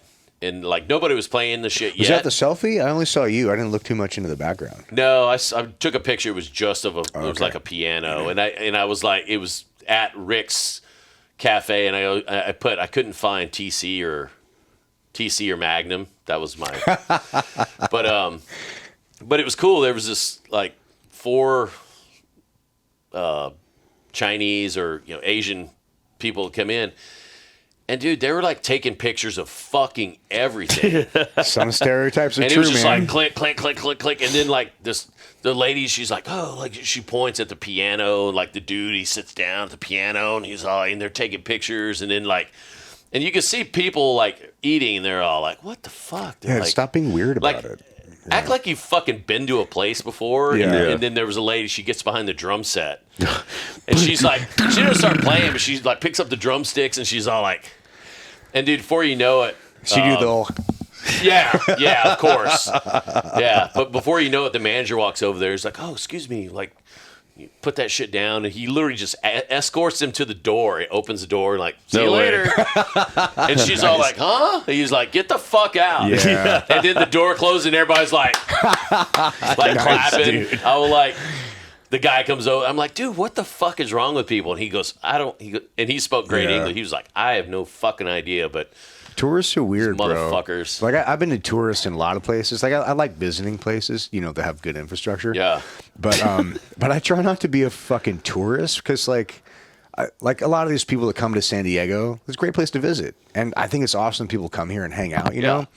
But there's a difference between coming to a place and enjoying it and being cool and being a fucking tourist, bro. Yeah. Where you're doing like 15 miles an hour, 25, like, oh, look at the fucking Big Ben, guys. Like, goddamn, bro. Like, get the fuck out of the road. Get the fuck out of the way. Oh, my God. Like, you don't need to be speed racer, but like at least try to go like the speed limit, would be a good choice. Yeah. Or pull the fuck to the side of the road. Right. Take a fucking picture from there, pull over. Like, just don't be a self-centered, obnoxious dipshit. Exactly. It's kind of like one of my big things that I love about New York is way back in the day, there was a reel of like some chick that is just moving to New York to like cut her feet, or cut her teeth there. Yeah. And she's like dancing. She's like, I'm in beautiful New York. He's like, shut up, bitch. Hey, lady, shut the fuck up. Yeah. And she was like full record scratch. And I'm like, that's fucking New York. Yeah. That is a nice thing about the East Coast, man. They're much more direct. Yeah, we need to kind of take that on out here in San Diego. I like the fat ass Arizonans that sleep on the beach. It was like coming to America. Yeah, fucking the California wave, dude. I was driving home from the gym yesterday, man. Yeah, and like this fucking like little crackhead, and we live in like North PB. It's like a nice fucking area, And this fucking crackhead in the middle of the road screaming at the sky, like, and there's this like older couple walking by him, and I'm like, I slow down. I'm like, get the fuck out of the road, crackhead. Like fucking go home. Like, get the fuck out of here. Yeah. I'm like, I think if you just a little bit, like, bullying works, a little bro. stern, yeah. Bullying fucking works. I was the same way. So is pepper spray. Okay. So speaking of that, here's a fucking story. So back when I was living in OB, Ocean Beach, for those that don't know, it's kind of like 1960s in Southern California. If they all smoke pot. Yeah, but now they don't smoke pot. Now they smoke crack. Yeah. What? OB went to crack? It's like a complete hippie community. Like no, what do you call the Starbucks? No franchise fucking businesses. There's not a single franchise there. No drive-throughs. Wow. No, nothing. And like I love it for what it is and what it was, but it was starting to get bad. And my wife was back in Toronto at the time, and I had a good buddy of mine. He's a musician, actually the one that played piano at my wedding. Oh yeah, fantastic. And he was over at his wedding. Yeah. Oh, that's weird. He was he was over at my place. I actually stayed for the whole thing too, which is rare. It was a good wedding. But he was walking back to his apartment and he got jumped by a bunch of tweakers outside of the liquor store. And like, I'm talking full on, like they got 2 pit bulls and cardboard boxes and a bunch of backpacks and just smell like death. And the liquor store owner guy, Middle Eastern guy, obviously, tried the whole classical music thing. Chaldean. But they were all wearing, like headphones and stuff. So he comes back to my fucking condo and he's all dotted up, dude. Like face is all swollen. He's like, these fucking tweakers just fucking jumped me. And him and I were boozing, and I'm like, oh, yeah? I was like, all right, let's do it. So what I had is I was just elk hunting with a bunch of my buddies up in northern Arizona. So we had the proper ice bear spray that goes like 20 meters. Like 60 feet. Yeah. So we both jumped. Just put a scope on it, dude. Well, we jumped on our e-bikes and so we just start riding around all of OB, like up and down Newport and shit. And we were just doing drive-bys. Like I'm holding it like this and just hosing all these tweakers with this bear spray and like leaving the wall just like, dude, it looked like the Cheeto line just like took a shat all over the wall. It's just orange. And they just and then they looked like a fucking raccoon just like grabbing their eyes. Sometimes you got to regulate your town, dude. Dude, guess what? They weren't there the next day. Yeah. None of them were. Like people are bitching about the Hells Angels being an OB. Like it was pretty fucking calm. There's when a the reason Hells for Angels that. were Well, there. and during BLM, I was living in OB, and I took my drone up because I heard on the news that a BLM protest was coming from Midway down into OB, and I'm like, oh hell no! So I took my drone up and I flew it, and sure as shit, there's this fucking mob. So I was like, all right. So I brought the drone back, jumped on my skateboard, and went up and down Newport. So there's a lot of businesses that are owned by HA or Hells Angels on Newport Ave.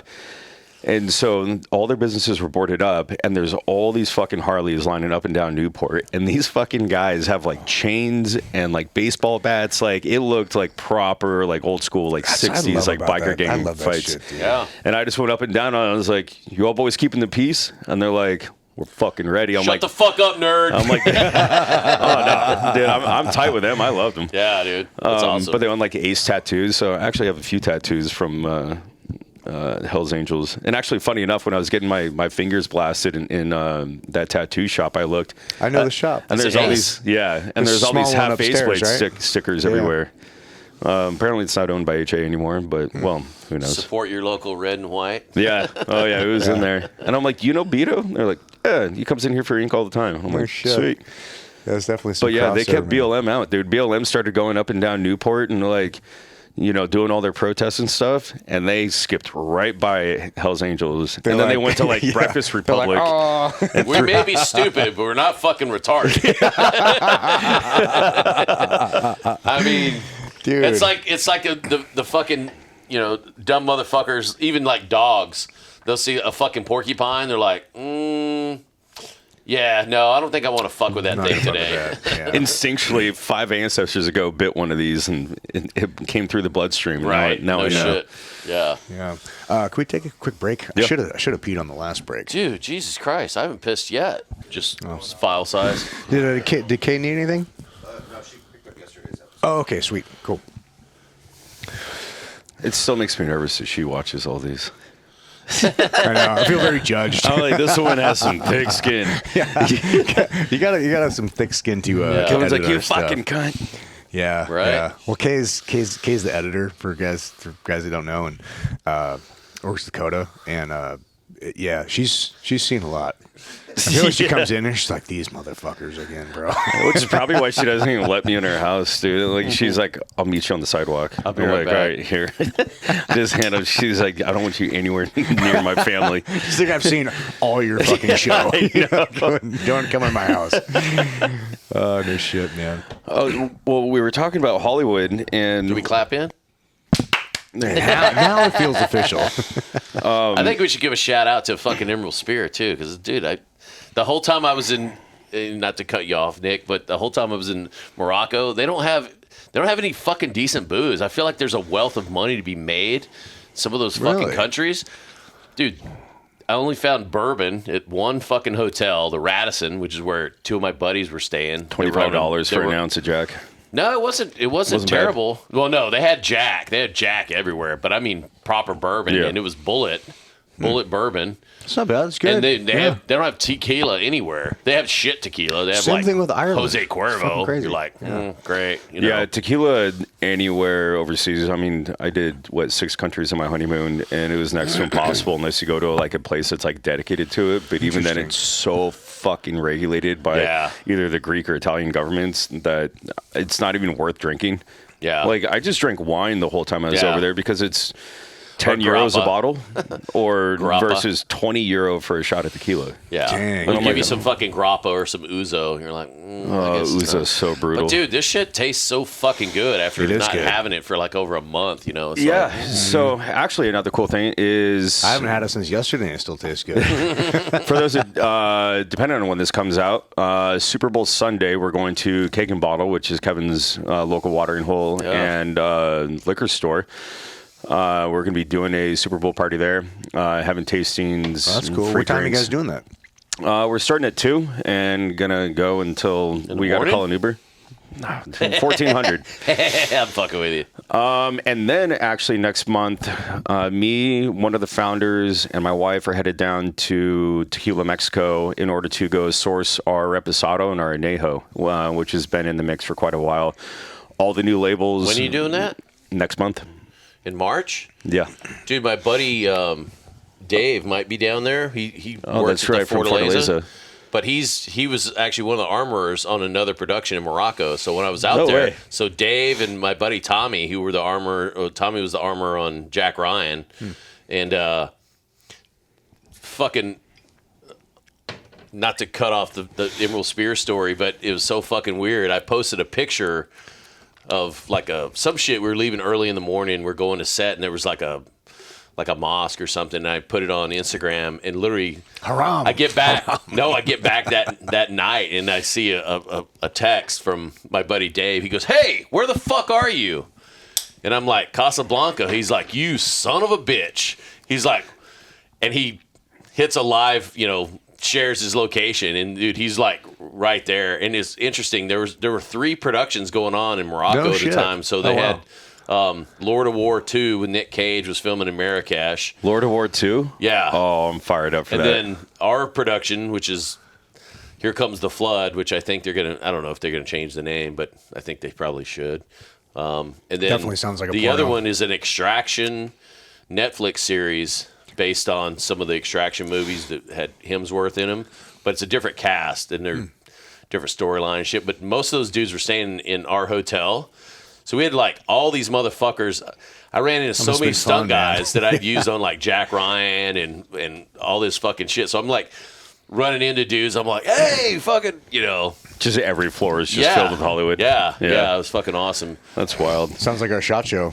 I know, right? Yeah, but dude, if you go down there next month, I'll hit up Dave to link up with you because I gave him one of my personal half-face blades that I was carrying over there, and he wanted to buy another one, so I bought a knife from Kelsey that's at my house. So basically giving him 2 knives, and he's like, "Yo, let me give you some money." I'm like, "Nah, motherfucker." I'm like, "Just source me some tequila once you get back. Send me some send me some Fortaleza, some fair trade."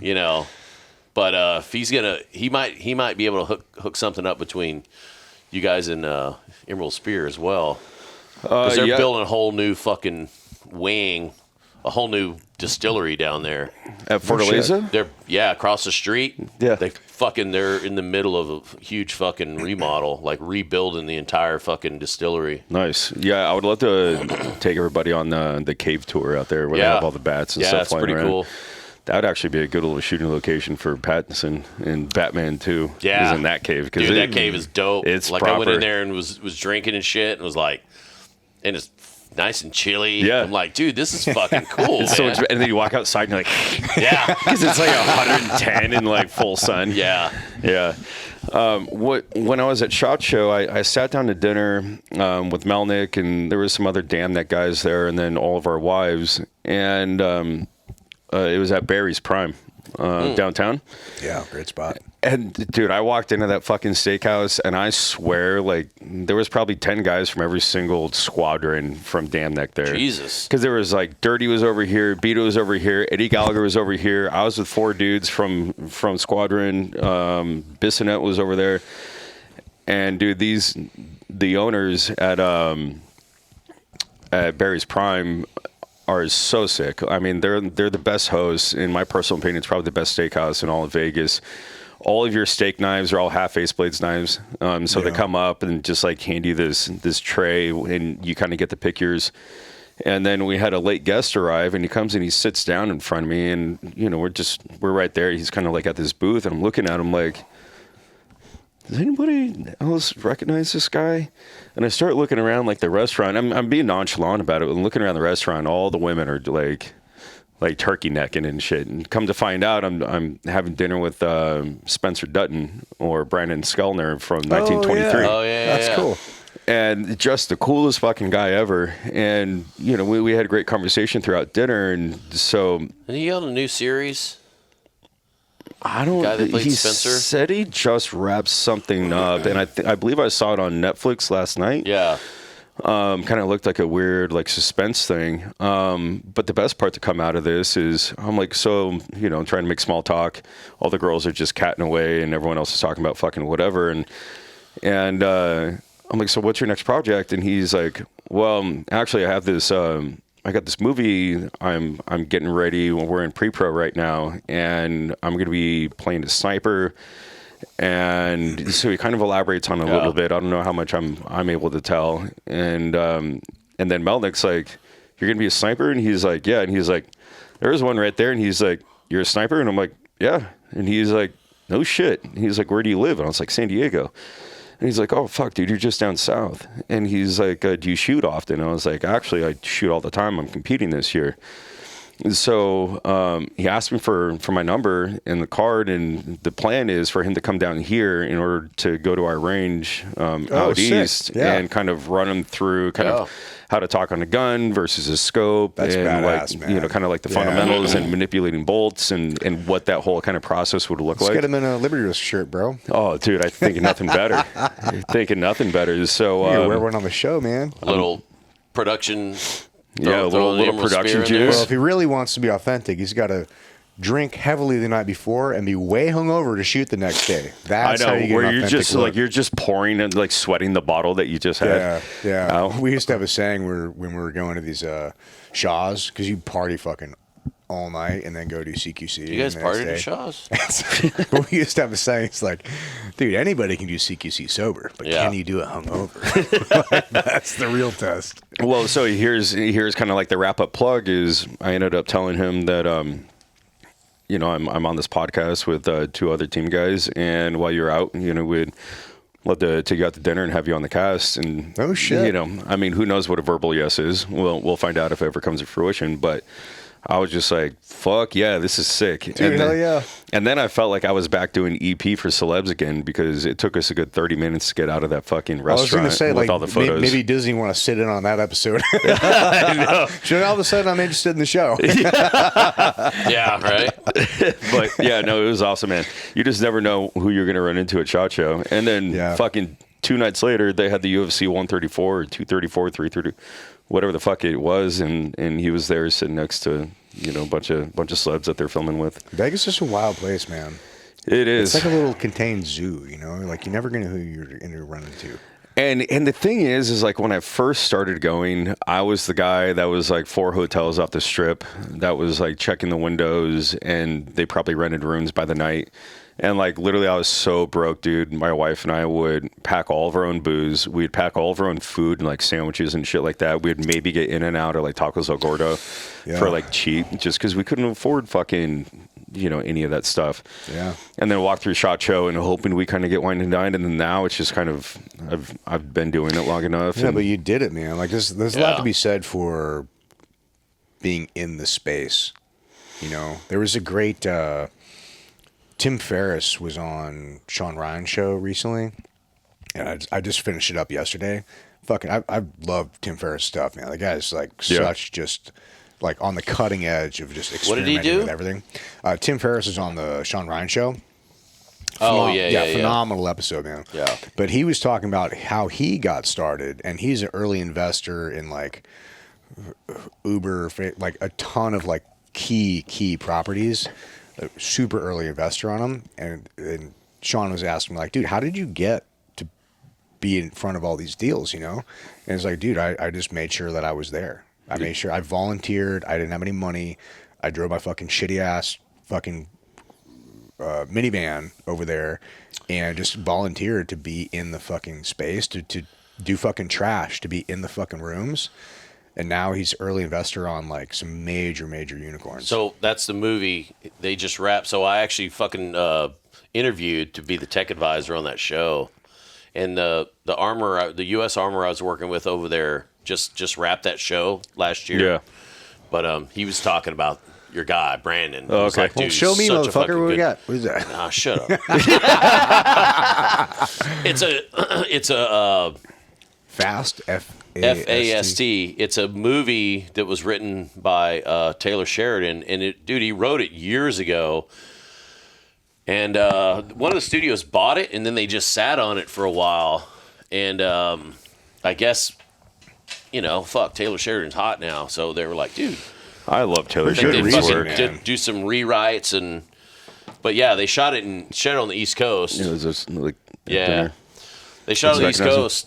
But yeah, I interviewed. That's a handsome dude, man. I know, That's a dude. I handsome was so guy. spent. Like all of our wives were over here, and I'm like, and no one was talking to any of us except it was just me and Brandon. He's Like like, having this he's like the conversation. new Ryan Gosling. Yeah, and I'm like, and for whatever reason, I would have assumed that he was from the UK or Australia. No, he's from fucking Jersey boy. Is he really? Yeah, Oh, just straight shit. up Jersey boy. That's cool. And yeah, we were just shooting the shit, talking about him, and relatively new. But I watched 1923, and honestly, it was probably my favorite out of all of kind of like Sheridan's kind of like series and ecosystem. Yeah. And I mean, dude, he was fucking shooting lions in the face in Africa, and being Yeah. caught in these ships and stuff. And it was just such a great storyline. He played such a good character. I gotta was rewatch that It movie. reminded me a lot series. of like a mix between like Churchill and Hemingway and like Yeah, very much Yeah. Hemingway. Very much so. Yeah. Tristan. interesting. Yeah. Yeah, totally. Fucking A lot of that. Andrew Arabito. And Beto. yeah, totally, man. Yeah, great character. Dude. Yeah, but Great I'm like, fucking God, I hope character. this fucking comes to fruition, dude. That would just be so sick. Well, let's just make it happen, man. Yeah. If you got his number, like, just tell him. Well, that's probably, I gave him all my information. I didn't want to ask of anything, Yeah. trying to kind of maintain that Shoot him a DM. nice little boundary. Probably the only one. Yeah, right.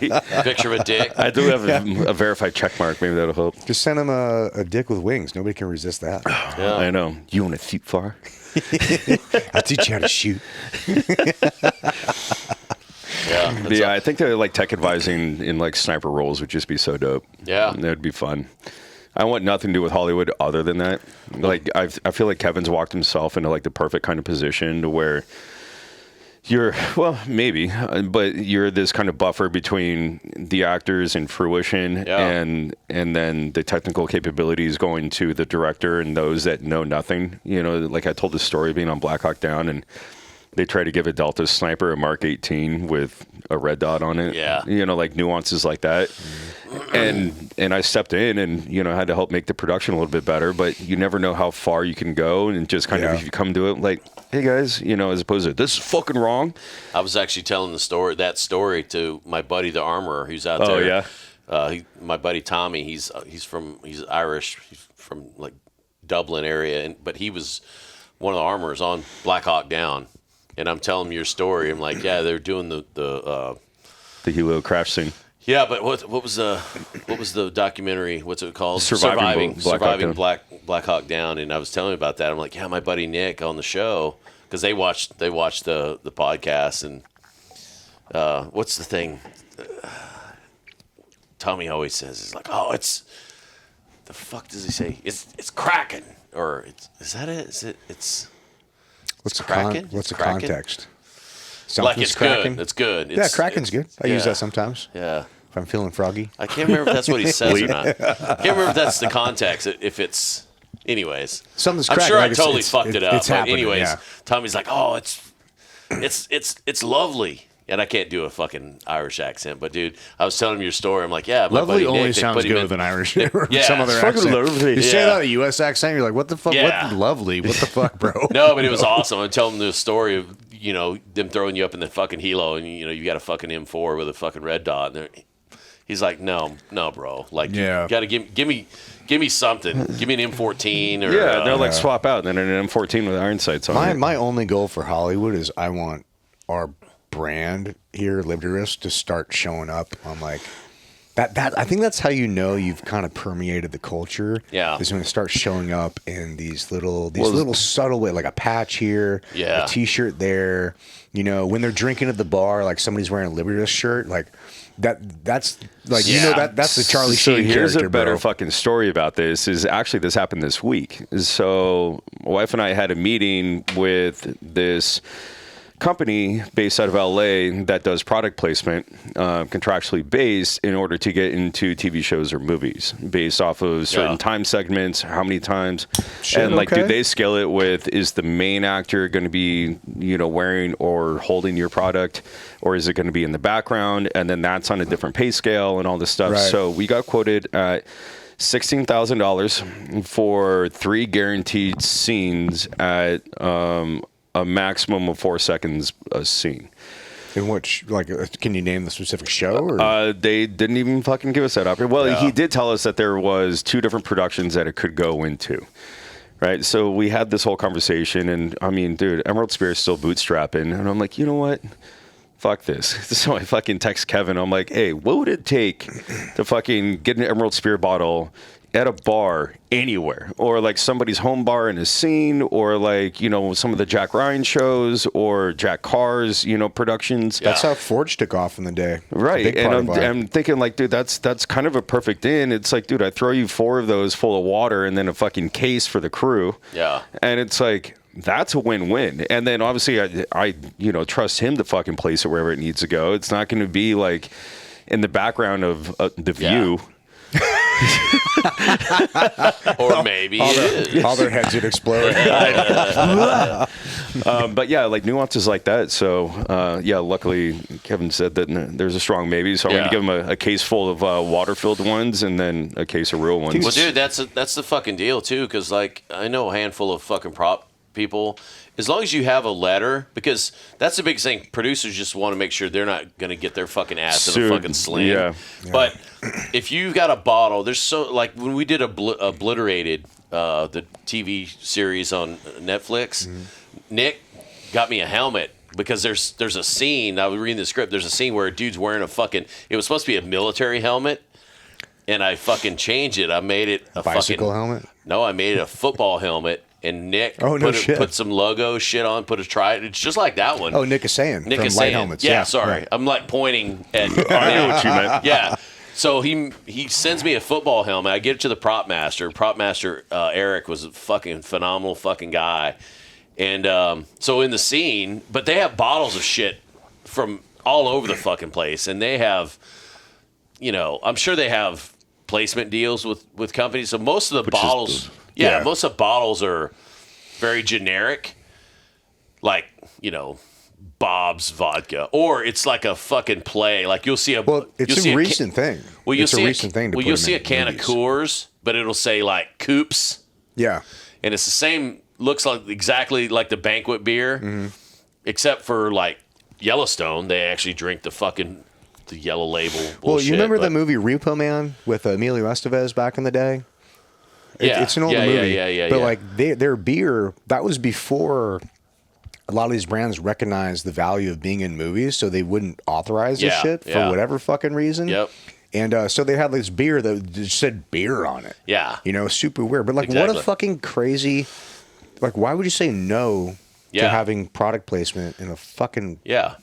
movie? But that's the biggest thing. Like, if I can get a handful of those bottles, they don't even have to have anything in them because they'll fill them up with fucking water. Well, But- that's what I was going to say. A case full of water-filled ones and Yeah. a case full of real ones. well, shit. and Let's just- type one up for Liberty Risk right now. Yeah, and then we'll just some sign production them all. placement. But yeah, as long as you have a letter, I sent it to the prop master, like, hey, Emerald Spear, fucking blah, blah, blah, our CEO or operating agreement, fucking authorize whoever the fuck. Well, shit, you're on the show. You write the letter, bro.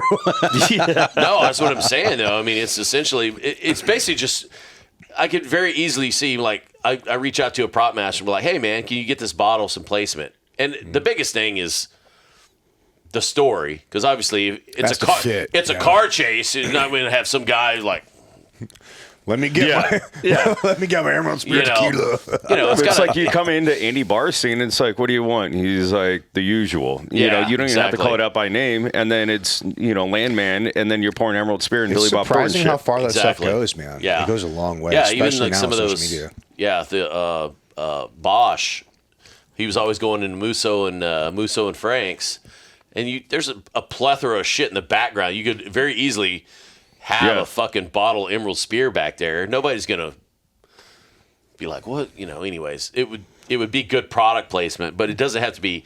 Obviously, what we want is for it to be featured. Somebody something heavily. You're walking in, like there's like a dialogue going on in somebody's like home bar, and you know it could be in Mexico or it could be whatever. I mean, probably West Coast based, but it's like tequila. It's like and then just pour it, and it's like boom, good to go. What I love about it is like, it's actually my favorite tequila. It's fucking great. Like, it actually is, regardless of like. I mean, I love that it's by Team Guys. I don't think it gets enough credit. But it's even if it wasn't by Team man. Guys, like this would literally be my favorite fucking tequila anyway. Yeah, hands down. I mean, that's why I've switched from vodka to fucking tequila, and it's better for you. I guess that's more paleo as well. It is. It's much more paleo. Yeah.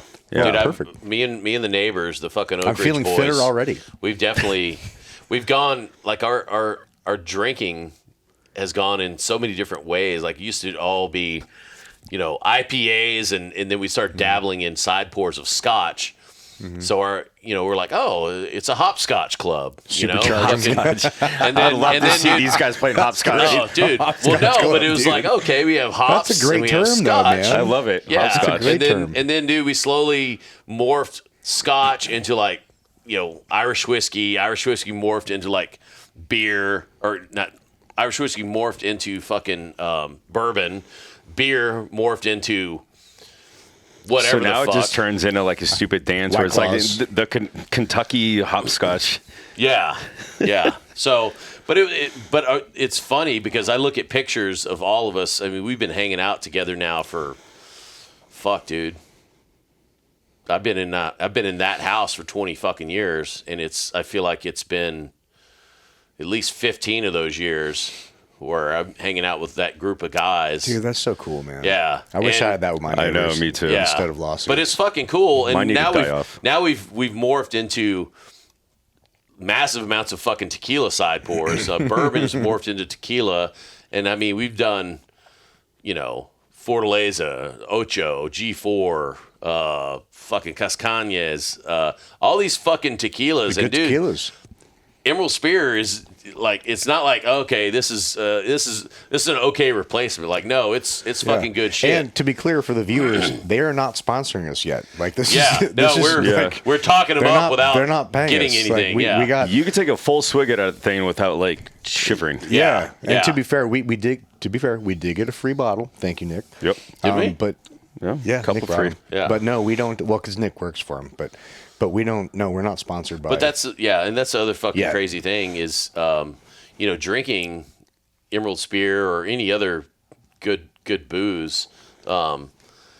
It like the other night we were hanging. The first time we'd hung out together since I've been home, and a few guys showed up to the fucking pub in the backyard. And nobody brought a side pour, and I didn't have shit. Obviously, I had like some Coors Lights that somebody brought to the house.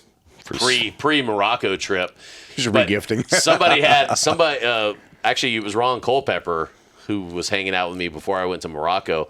Him and his Dude, we gotta get him brother-in-law. on, man. Well, him and his brother-in-law, Ray, they showed up to the house with Kylie, and Kylie was fucking blasted. And Kylie's his sister wife? Shannon, Kylie's Ron's sister, Ray's wife is okay. Shannon. So Kylie and Shannon are sisters. They showed up. And I didn't have. They literally were like, "Hey, we're coming over to your house," and I'm literally like, "Dude, I'm going to Morocco in like 2 days or some shit." And I'm like, literally don't have dick here to drink. And by the time I'm texting them, like, "Hey, bring some fucking Coors Light," because that's all they drink. Well, with some shots of Some superchargers stuff here. Superchargers. Yeah, and Some dude, whipples. dude, the fucking side gates opening, they roll in, and Kylie's all like, "I had 5 martinis," and dude, she's already in the fucking spirit world, and it was fucking awesome. But you know, Shannon bounces. She goes and grabs some Coors Light and brings it back. So now I have like a fucking 30-pack of Coors Light in my refrigerator that it'll get drank There's eventually. something to be said for gifting too. Like when we do these Airbnbs and we have people like I love just like having these events, and people are always asking like, hey, what do I bring? Because we typically cover the food, we cover all the booze, whatever. So people feel like, hey, what do I bring? I'm like, bro, just bring yourself. If you want to bring something, the only thing I tell them, Bring a housewarming gift. They show up with like a cactus.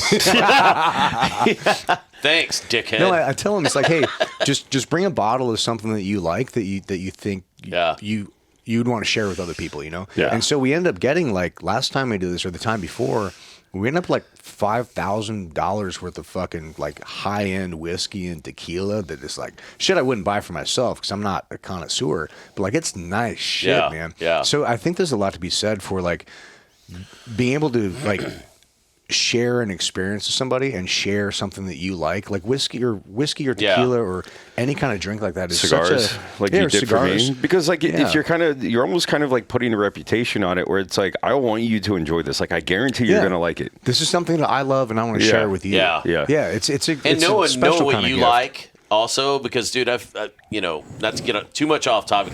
What I was saying before about the tequila was the when Ray and Ron and all those cats showed up, they brought a bottle of Casamigos Blanco, Yeah, and good that's stuff. all I had. So the neighbors are there, and I'm like, hey, you guys want a side pour? And I hold up the Casamigos, and they're all like, It was like Really? a fucking vampire, like, because They they're don't like used to Casamigos? drinking good shit, Casamigos, I thought Casamigos was good. It No, is, but it's got additives. So it Really? was. So now, and I have to keep my like finger on the They sell the pulse of- venture capital company or something. Well, yes, so they did. they're For expensive. I believe like 1.5 They billion. fuck up so much is shit. that George Clooney's George brand? Clooney's company? Formerly, so he sold his way out of it, and now actually Casamigos is being sold by the government, or is sued by the government of Mexico, because it's actually closer to rum than it is to tequila What? because of all the additives. Had a bunch of cane sugar No and shit. shit. And come to find out, they actually weren't using Blue Weber agave because it's a white label farm, right? So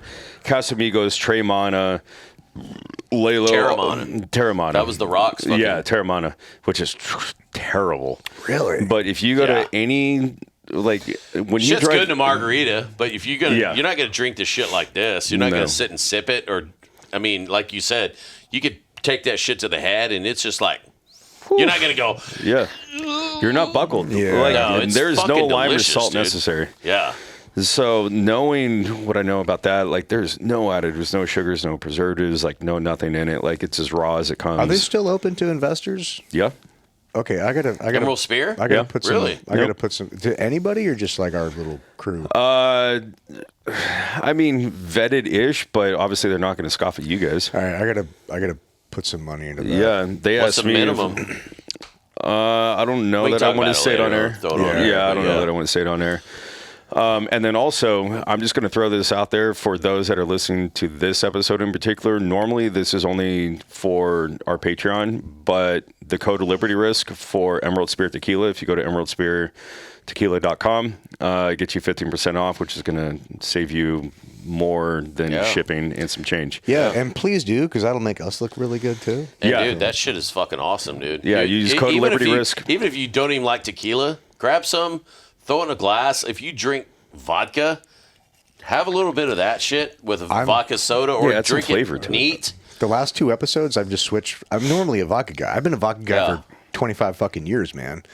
At least when I'm, doing volume. More than that. Doing volume. More than 25 years.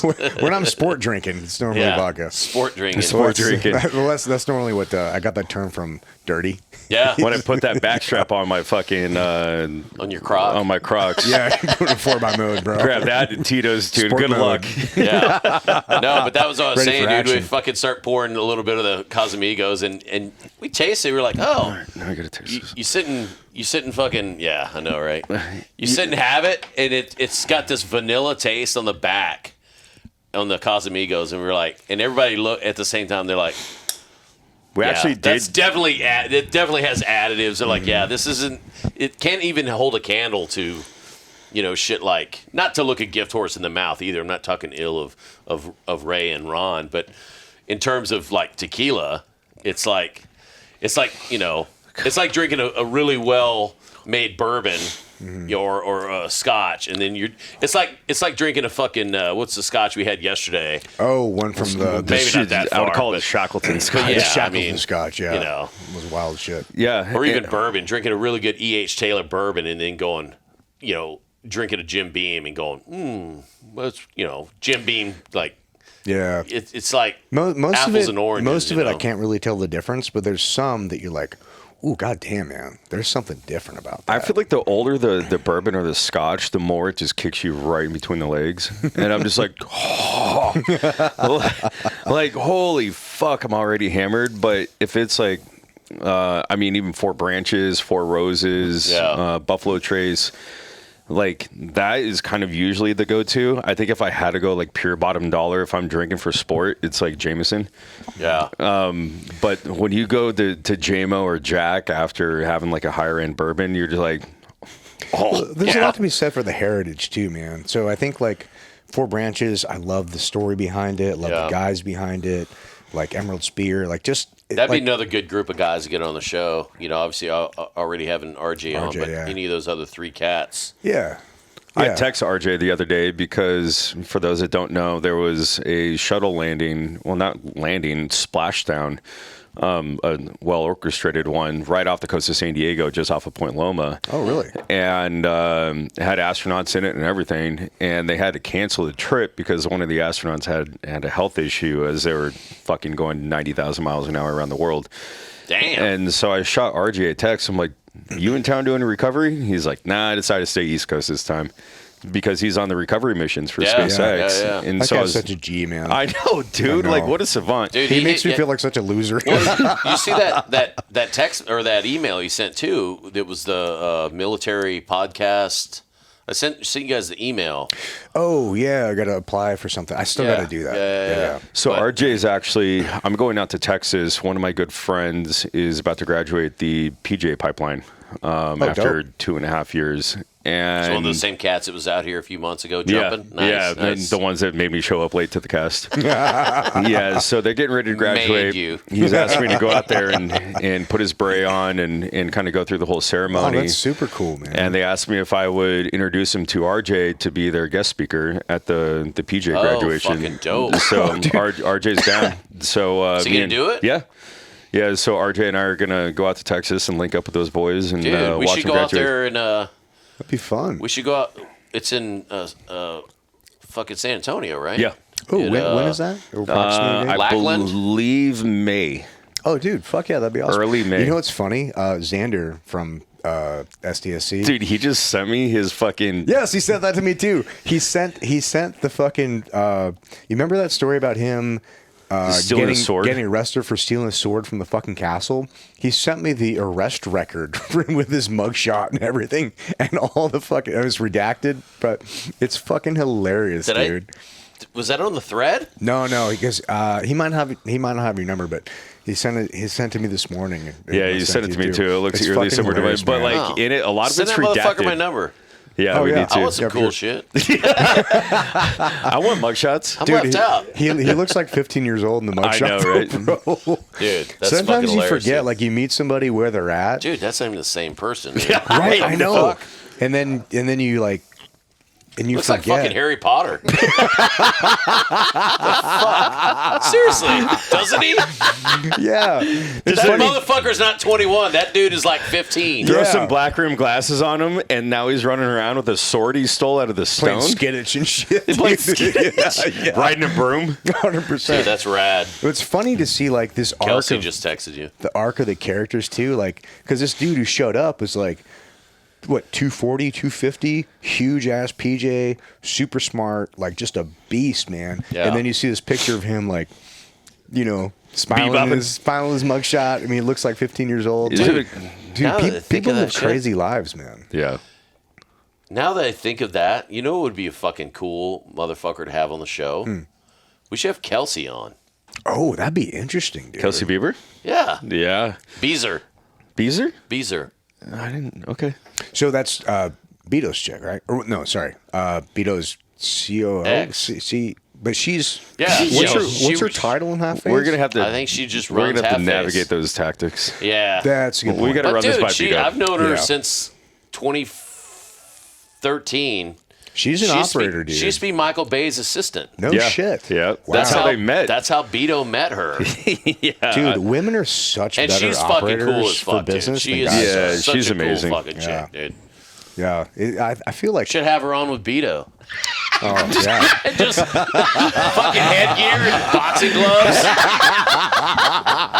Beto would be like, dude, seriously. And I love them both to death, but it's so fucking funny when I hang out with them. And dude, they used to come to the kids' birthday parties all the time. And Beto and Kelsey, both of them, they're such great fucking individuals, totally. dude. And dude, they both love fucking kids, but yet they're not fucking parents, which is fucking crazy. That's true. It's like cool aunt A really uncle. good aunt and uncle, yeah. Yeah, and dude, we'd have parties, birthday parties at the fucking pub, and like Beto and Kelsey are there, and like Beto's throwing the kids in the pool and shit, and Yeah. Kelsey's like, I wish doing I her had an thing, uncle and- like Beto. That'd be so dope, dude, dude. it's just fucking crazy, dude. But then then the kids are doing their own thing, and we're in the bar drinking, and like next thing you know, like Kelsey and Andy are like a brother and sister, like legitimately having an argument over like who cut the fucking lime the wrong way or some shit. You're like guys, like fuck, like Dude, well, like willing to die on a fucking hill argument. yeah. Like It's funny that's why I was late to the show today, because Disney and I had our therapy session this morning from 9 to 10, and dude, it's wild, man. But it's honestly pretty fun, man. that's good. because she doesn't listen to me at all. But when She'll listen to the fucking interpreter. well, we call it yeah, it's a great. We call it the referee, but interpreter is probably a really good analogy too. But yeah, man, it's just one of those things when you get these like super capable type A personalities and you're aligned on a lot of shit, but like, dude, there's so much stuff where you're just like, dude, there's like a right or wrong way to cut a fucking lime. And sometimes that's the hill you choose to die on sometimes. Yeah. It's like, why the fuck are we arguing like about which this? way is the toilet paper supposed to be on the fucking toilet paper? We're like, no, fuck you. Yeah, dude, totally. You're like, Jesus.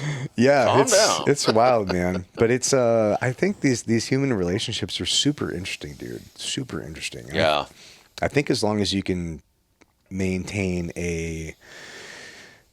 which has been my weakness for basically ever, is understanding like Maintaining? understanding human emotion, man. Like it's just a weird, like being a human is a weird experience, dude.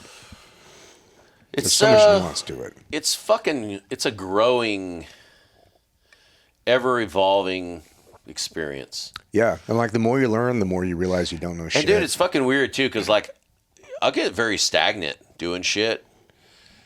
Like, dude, up there shooting that series I did last year in LA, like me and Keith were living in a fucking house in Hollywood. But I can understand people working an 8 to 5 because you get very regimented. You have a very regimented routine. You're predictable. Doing something every single fucking day. But then I do something like I go to Morocco and I'm there and I'm like, fuck, man, I want to, and it's after the first of the year. I'm like, fuck, man, I need to turn over a new leaf. I'm still, I'm like, fuck, I'm going to hit the gym every fucking day. And it's a hotel gym, but it was decent. I literally was in the gym every fucking day and it was so fucking funny. You look trimmer, bro. I don't know that I lost any weight. I feel like I'm definitely stronger and I feel like I'm motivated to do more versus Well, the weight isn't a good indicator. It's the composition. Yeah. Dude, I did dry January and I lost 20 pounds. God Really? dang. And I didn't feel like I had 20 to lose, but I lost 20 pounds. And then Wow. I look at some of the podcasts I was doing in like December and I'm like, buddy. Like, and it wasn't fat. It was just like, I just looked like I had done a 40-mile ruck march. Really? Just Yeah. like dragged through the dirt. And like, I even had some guys like would send me screenshots from like the YouTube episode and they're like, are you stoned? Hey, you doughy And bitch. I'm like, I'm not stoned and I'm not drunk. I just looked like absolute ass. And so it's been a big like tone back. Yeah. From where I was, and my level of productivity, dude. Like I was waking up at 7 in the fucking morning during dry January, like replacing shingles on my roof after this San Diego hurricane we had. Like 12 miles an hour. And then like boom on the computer, and then like boom mowing the grass and like picking weeds, and then back to emails and like doing all this stuff. And I'm like, so this is what this is like. Although then there's that one quote where rat race, where it's I think it was like an old Western guy. He said, "You know what? I pity the people that don't drink, because that's the best they're ever going to feel." Yeah. And I'm like, I think that was Sinatra or something. yeah, it had to be one of them. not Don. Who's the other? Not Sinatra, but the other dude. One of the Rat Pack. Yeah, Yeah.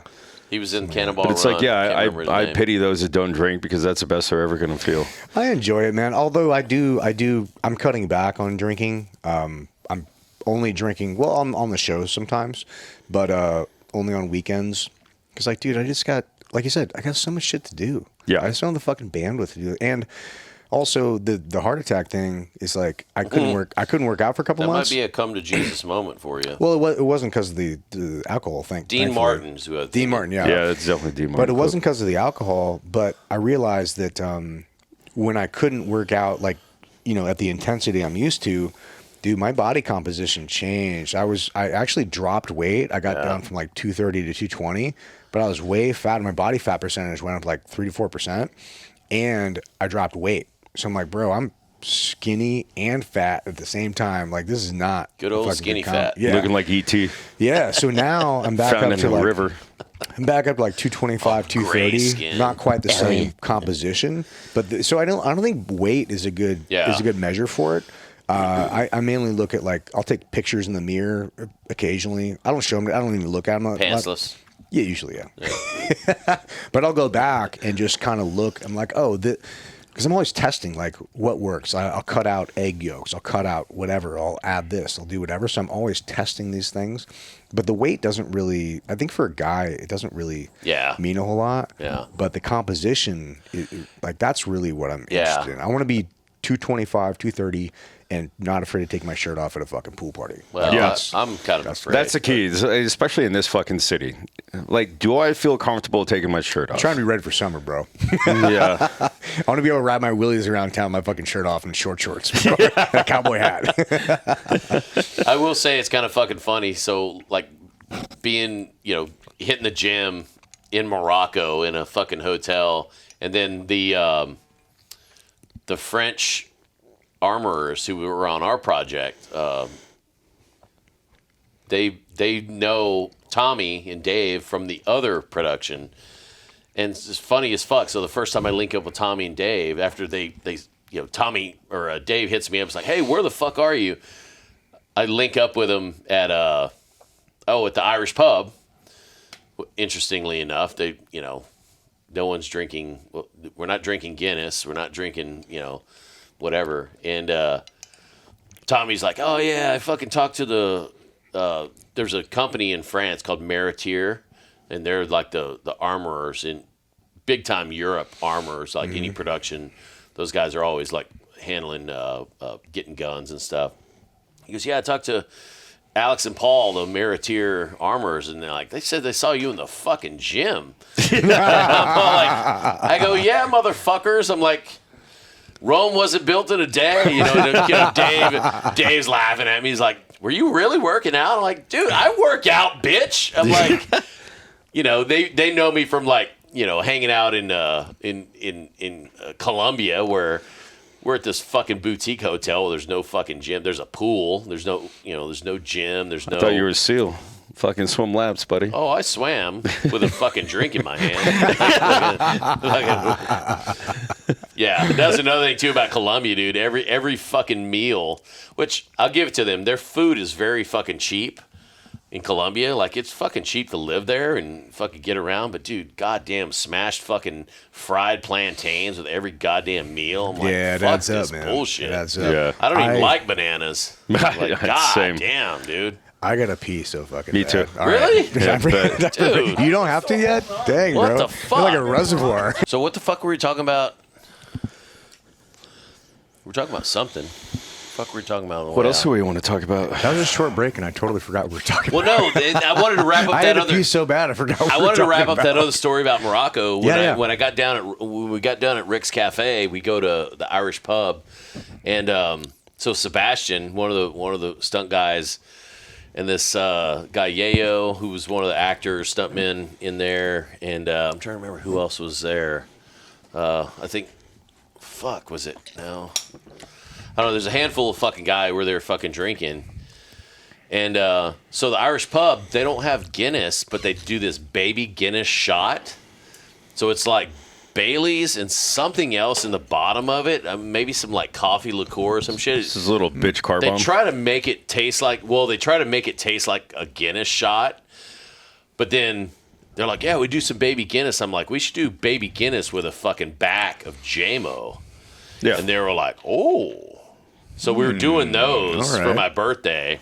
There you go. And that's like the only day, I think, that's the only night I really went. I didn't really go hard then. I woke up the next day and was still like, still. Give me some food and some coffee. Still and I'm remember, good. yeah. I still remembered getting home and everything. And that's, I feel like for me, that's like my barometer on my hangoverness. If you I remember still getting home. No. If I still want coffee the next day, then I was not that fucking drunk. Or Because there's hungry, for times that when matter. I'm fucking blasted. All I can do is drink water. I'm like, Yeah. dude, I don't want coffee. I don't want fucking. Have you guys tried those little, like, electrolyte sticks that you put in your water? I just mix booze with those. Well, what's the Problem solver. no? What's the electrolyte? We have them at the house all the time. Disney buys them, and I forget the name of What's them. the but name they're of that so It shit? looks good. like Teenage Mutant Ninja What is that? Turtles logo. Yeah, Liquid IV. I think we have different ones, but yeah, Well, same they have concept. the LMNT ones. Element T is the one I was thinking Yeah, of. those are super Yeah. salty. And then there's a team guy that has a company Do they really? that does something like shit. that. Oh, are you talking about Protect?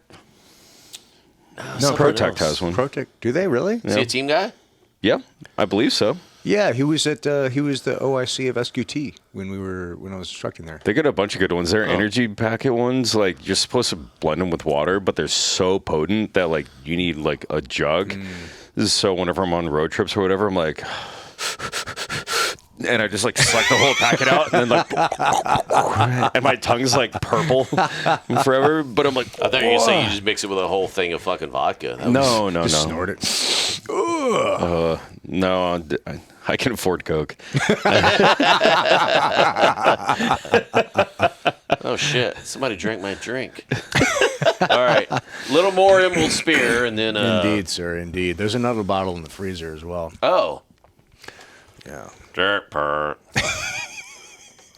Yeah, so I wound up linking up a few more times with Tommy and Dave on that trip, and like the last couple nights, because they were working on that Extraction series, and they had started working nights and shit. So I'd go out and drink essentially with the stunt guys from my group, and wound up being pretty good, man. Like it's amazing when you're actually working on some shit. Like I'm old now, and granted, back in like 2014, 2013, we were doing like Transformers and shit when feel like you're a young buck, even though I was like in my fucking late 30s. It's a different game, though. Yeah. Now that I'm in my 50s, it's like, man, I gotta have my wits about me. Especially, I'm like trying to market myself as like knowing what the fuck I'm doing. I can't be hungover as fuck, and then like the fucking creator of the show is like, "Hey, what do you think about this, Kevin?" I'm like, Or you just come over to him smelling like just an reek like Irish a pub. fucking goddamn distillery, you know. Dude, I like being a little bit older now. Like, just turned 48 a little bit ago, and like I'm starting to get a little more salt and pepper in my hair. I'm like, oh, like, okay, I'm okay with Very this, bro. distinguished. I'm okay with it. Yeah, that's a good word for it, though. I'll Like, take it. I I'm just totally can't get fine it. with that. Yeah, I mean, there's some still things I want to take care to maintain, but at the same time, like, I'm not afraid of getting older, because I think like guys like us are gonna get old, and we're not gonna be I don't want to say our parents, but an average person's parents when they get old, like from Ohio or something. Yeah. Very different life than we're gonna have. Yeah. older. Notice is I'm so willing to die on the cross of my life experiences and knowledge now, which was the person that I hated the most when I was like 14 or 15 or 16. Where I'm like, fuck you. And I never wanted to listen to the guy that is me. Yeah. And, but also my biological dad was a fucking moron and like, I never should have listened to him. And I'm like, I'm not. So like, please, I beg of you to listen to me, you know, in the event that I have children in the future, hopefully. Yeah. But like my sister never took it well. And I'm like, what the fuck are you doing? So a prime example, right? This is a prime example. And I feel like most everyone can like stand on this. My sister is stunning and gorgeous and an athlete, straight A's, fuck you. And but she was bullied and picked on in high school, and my parents dragged her around to 4 different high schools with the same result at every different high school, and I'm like, maybe it's fucking her. Yeah, because she didn't change. And so I called her, and I'm like, you know, like, what are you doing? Like, please, like, stop giving a fuck about this, like, tight-knit circle or these groups or like the claddy, you know, the caddy girls and all this shit, right? And I remember just looking at like the banger ass chicks, right? Like I was kind of, it was weird. So I got moved halfway through high school from one high school in like North Tucson to South Tucson, which is where I went to school with Tim. And I had like the hottest like upperclassman senior chick driving to school in her fucking white Mustang, which is just a piece of shit.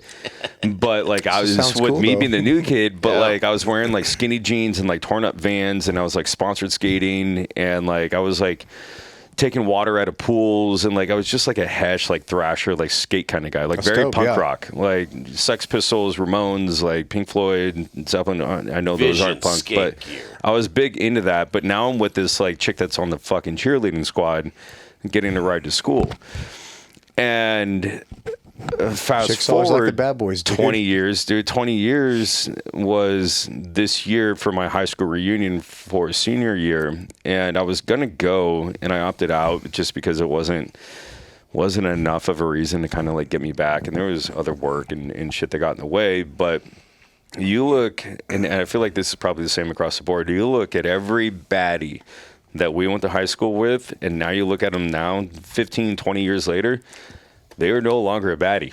They are no longer a baddie at all. Usually it's ugly ducklings in high school that have grown the fuck up, and now you're like, damn, you're a fucking stunner. Exactly. And I mean, I'll even throw myself in the mix. They have personality like, too, because they had to develop one. Yeah, like I was the lankiest, like skinniest, like fucking just not awkward. Like, I mean, you can't be awkward in varsity and golf, but like all of those, like everything going against me, right? I was the golf guy, not the football guy. I was a skater, not the fucking prepper jock. Like I had a Honda Accord, not a fucking BMW. Like all of those like nuances, but like when you're fucking 30, 35, 40, none of it matters. No. But it's the only thing that matters to you at that time. Yeah, because that's the limits of your experience at the time. Yeah, 100%. And so now, like, you know, when I'm talking to my sister who is in high school and being picked on and bullied, I'm like, Hannah, you're going to be... Wait, is she currently in high school? No, she's 27, 28 now. She actually just had her birthday on January 29th. Like 10 years ago or something? Yeah. And I'm like, you are completely fine and completely ignore all this. And now, fast forward, I wished her happy birthday a couple days ago. I called her and I'm like, remember in high school when you worried about everybody else's opinion? She's like, yeah. Remember when you told me to go fuck myself and hung up the phone when I'm just sitting here berating you? And that's when I was still active duty. You know, so I was a like hardcore cunt. Yeah, that usually goes well. Yeah. And especially when you're talking to a woman. Yeah, exactly. They love that. And she's like, fuck you. And just like hanging like, you don't know my life. And I'm like, what do you think about it now? She's like, yeah, you're right. Fuck you, Nick. Yeah. Well, you're right, but fuck you. So now what's awesome and what's changed is my sister's opened up her own brick and mortar spot. Now my sister's an entrepreneur. Dude, that's awesome. And she's doing the whole, I don't know if you've ever been to the store here in San Diego called Pigment. It is so prime and proper for white girls. Like it is like succulents in like beautiful pots. And then they have like jewelry, like custom jewelry. And it's just meant for women. She's like, in town. Women have a totally here? different vibe, dude. No, I know, but like, so my sister's opened up like this like holistic shop kind of right like on. vibe, right? So it's like all these good like oils and minerals and vitamins and like Smells pretty. mom forward shit, and then she has snake plants everywhere. So she's selling all these plants, and she's a pioneer in her region because she's in Indiana.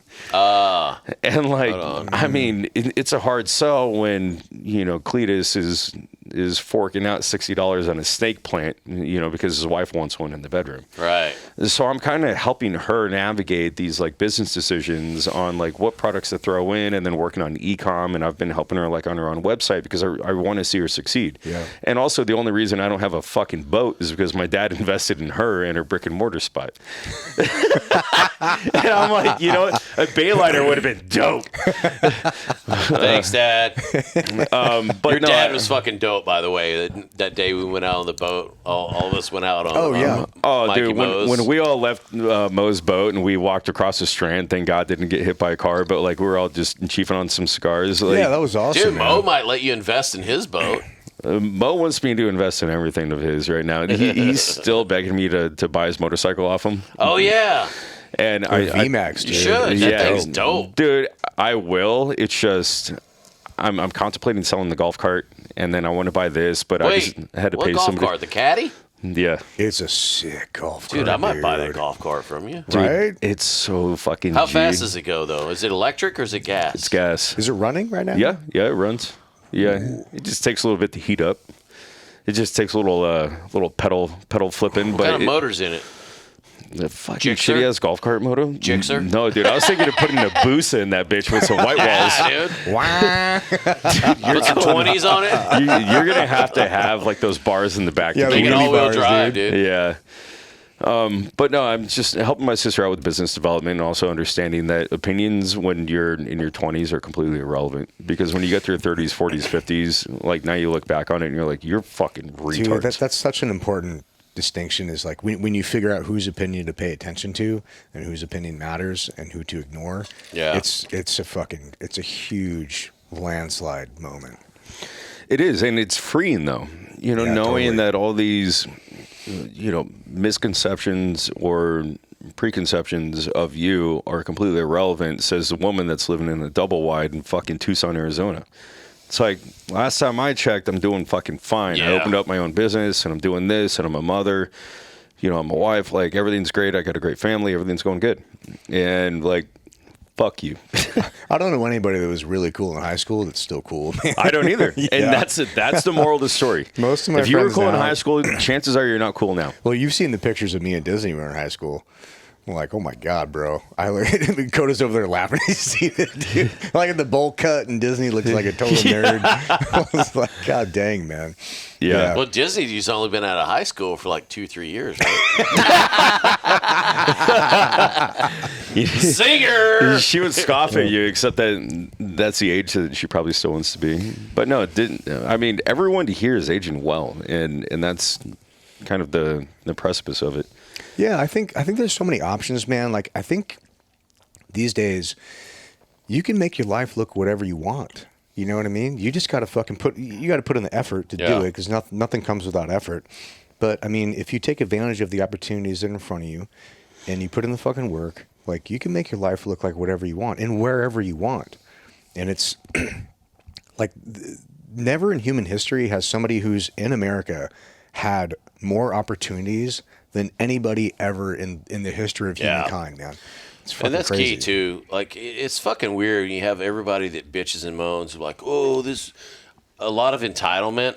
Yeah, billionaires are terrible. They're Yeah, ruining- it's like, like, no, dude, bro. the You're Constitution- blaming somebody else for your own failures. But if you look at the Constitution, it's like life, liberty, and the pursuit of fucking happiness. And there's no other place in the fucking world where you have more opportunity than this place. Like, you look at 100%. poor people, motherfuckers live on the street, typically as a Now they're running as a- daycares in as an Minneapolis. option. Yeah. And they're It's like- millionaires. Yeah, it's like, dude, if you want to see poor people, go to fucking Morocco.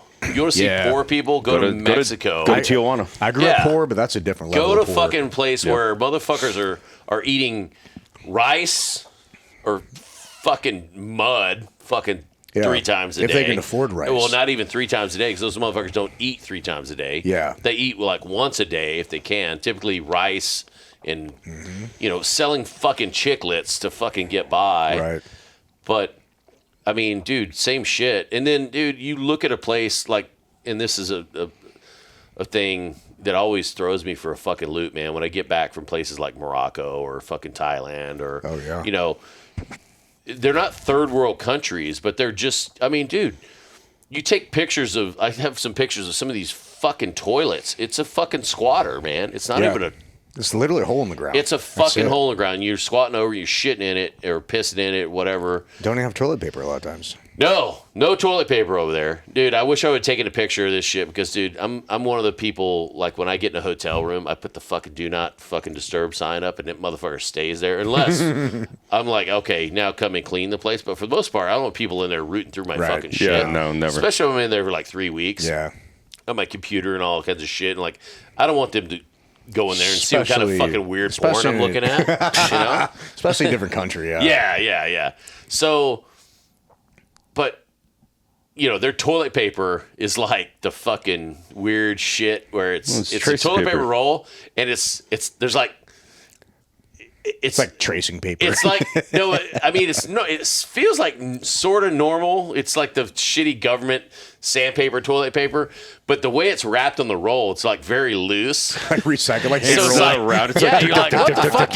You like take one do it. You can literally take 3 shits and use one entire roll of toilet paper where you're like, Jesus Christ. Like, and so the shit or the trash can right beside the shitter is it was just stacked with toilet paper tubes. That was the only thing that was in it. And then, you can't just take your hand and push it down in there and just stuff it. well, it was fucking weird too, because like my room, you walk in the room and like just to the right is the shitter, and it was just the shitter, and there's actually a door, and then you go in the main part. There was like a fucking bureau to the left, like a It's a bureau. It's like a drawer, like a dresser drawer. What do you call those things? How the fuck do you know this? I'm a cultured motherfucker. Dude. Yeah, what do you call the? It's like ottoman? It's like a piece of fucking furniture that you hang clothes and shit in. Like what Closet? A closet? It's a An armoire? closet. It's an armoire. Yeah, there we go. See, I'm fucking cultured there you go. too, bitch. Yeah. So there's like that sitting there, and then there's like the mini bar with like the coffee maker and shit. And then on the right there's a sink in the fucking shower and like a huge fucking mirror suspended from the ceiling. I'm like, that's Jesus cool. Christ. And then you go on the other side of that, and there's like the bed, and then the other side is the TV and shit, and then there's a balcony. Not really a balcony. There was a sliding door with a gate in front of it. But it's just fucking weird going from countries like that, and you come back here and you see people bitch and moan. But like over there, you see people, you're like, man, these motherfuckers. You look at the gross national product, or like how little amount motherfuckers make. Like it was like one of the stunt guys is like, dude, they say the national average was like $3,000 or some shit, or $5,000. Wow. A year? A year. Yeah. I'm like, no fucking way. And like, I'll look it up, but dude, I'm like, that's a real fucking thing, man. ridiculous. Where motherfuckers, they don't make shit. And people are bitching about not having enough money, and they're on their iPhone, on their $1,000 Well, iPhone. not only that, but then you see how low on the totem pole. I mean, some of these people, they don't even have jobs. They're just like Hustling. panhandling for shit, or like it's weird. But then on top of that, you either see somebody that's in a fucking wheelchair, which is another thing. I was handing out K-squared stickers everywhere, and we definitely didn't capitalize on that. We should have prefaced all that and got a shit ton of Liberty Wrist stickers and some shit. I could have went over there with some swag and just fucking, because I handed some I handed some K-squared stickers to people, and there was this one dude, and he was sitting there. He's one of the locations we were filming. He's sitting there in his wheelchair, and I hand him a couple stickers. Like the next week, we're filming some shit back there again, and I see he goes zipping by. Looks like his a wheelchair. NASCAR. No, and he's got a K-squared sticker on the side of it. I'm like, Yeah, no, dude. like fuck yeah! I go over there, I take That's a picture cool. of him, and he's sitting there, and I didn't want him to feel like I was taking a picture of him to make fun of him or some shit. I'd take a picture. I'm like, I'd point at the sticker, and he's like, "Oh yeah." He like fist bumps me and really shit, cool. and like, but it's so fucking weird. You see people that are already at that level, and they don't not. I don't want to sound like I'm like, oh, they're fucking lower than whale shit. No, it's the people that they're in this portion of. They're probably a lot happier than. They're probably a lot Never happier than heard a that lot of. shit. Lower than whale shit. I've been around enough rednecks, but I never heard that But one. no, but you're in this. You're a in Navy this. term. You're in this fucking station of life where you're never going to go any higher. Yeah. It's just where you're at. Yeah. But then you're given like this fucking shit sandwich to eat. Like, for example, the dude is fucking paralyzed or he muscular dystrophy or whatever he's got. And, he's got, and it that was country, probably a too. fucking broken leg, and you can't afford to get it fixed, and now that's that. yeah. Or I see, a family walking by and I see a kid who's got like Down syndrome. And I'm like, fuck. Yeah. Same shit. It's like, dude, you're already at this fucking level where it's like, okay, you're fucking low. You're not hoping to go any, there's nothing in your life that's going to go, I'm going to be digging in the walls of my fucking 200-year-old fucking house that I was able to move into for some fucking reason. And all of a sudden I'm going to find a gold bar. That was one of the Fucking- hardest parts about being in Iraq. Like my first time at 18 is we were going through this village doing this patrol, and I look over and I see this dog chain like you would see like in Detroit with like a pit bull, right? Mm-hmm. So there's like a stake in the ground. And it was a kid with Down syndrome that Wow. literally had like a collar around his neck on him, and he was outside with a chain attached to his fucking neck. And I was like, I looked at my squad leader and like him and I are like super tight. He's actually coming into town. Actually, dude, he would be a great fucking podcast. That'd be cool. Dude, this guy's fucking saved my life so many times. Actually, we need to make that happen. He actually gets in tomorrow. But I look over and I was like, yo, Jack, can we go over here? Just to like, because I understood that we were the bullies in town. And I Yeah. wanted to bully him for this. And I've always had, I mean, as much as we say fucking retard and fucking faggot and like all this stuff, Yeah. I still have a massive affinity in my heart for those that are disabled. Yeah, we Yeah. don't mean it. Because like you, 100%. no, like you didn't choose this life, you know, and I get it. But not only did you not choose this life, now your parents have you staked up outside like a fucking dog. Yeah. And like, dude, it's so cold in the winters in Iraq, and it's so hot during the summers and during the day. And like, he was literally just treated like a fucking, like a, not even a pet, just Yeah. like an alarm It's system. a fucking burden. Yeah, and so I went over there, and I went up to the kid, and Jack went and kind of like bullied his parents, and we just did like a search just because we could, and he just like flipping their whole fucking house. And so I went over and Just scratch him behind his Start thumping. I'm sorry, dude. I could not fucking resist, dude. I mean, how do you even approach that? You like go over there and be like, "Oh, good boy, Good boy. That's the funniest shit you've ever done. Oh my god, you're such a good boy. Yeah, dude. I'm sorry. See, this is what I mean, dude. God. This is why we're like fucking absolute douchebags, telling his heartfelt story, and all of a sudden, zing. But That's the but magic. I'm like, I'm not going to communicate. I fucking mildly spoken Arabic, but I'm like, Yeah. good boy wants to cold water. What do I do in Yeah, this situation? exactly. Like, I can't Yeah. do anything other than just bully the fuck out of their parents and have her terp tell them, like, take him inside. Yeah. Like, how about you, like, give the child a bed and, like, feed him instead of a fucking ear scratch? Like Sky's here is like, Dude. Good boy. You killed me, dude. Just feed him kibble. Oh, Oh, God, man. fuck. Yeah, and it's weird to come back from something like that and then come back to America and you. Well, you and that's the cruise thing. down And then we come Yeah. back to Orange America, Avenue. and then now I'm inundated with these fucking like news videos of people burning the American flag. Yeah. I'm like, fucking go back then. I Yeah. fucking dare you. Yeah. Like, go back. Or somebody Oh, bitching at fucking, Walmart. Oh, what do you mean you don't have the next size of fucking tie? Yeah. My biggest beef whatever the too fuck, is dude. like fags for Islam or like LGBT for Islam or whatever. I'm like, do you understand this is fucking oil and water? They're just ignorant, dude. This does not go together. And like now you're burning the American flag, or like all these, you know, like the pro Mexicans, like the pro Palestinians, the pro this, the pro this, the pro this.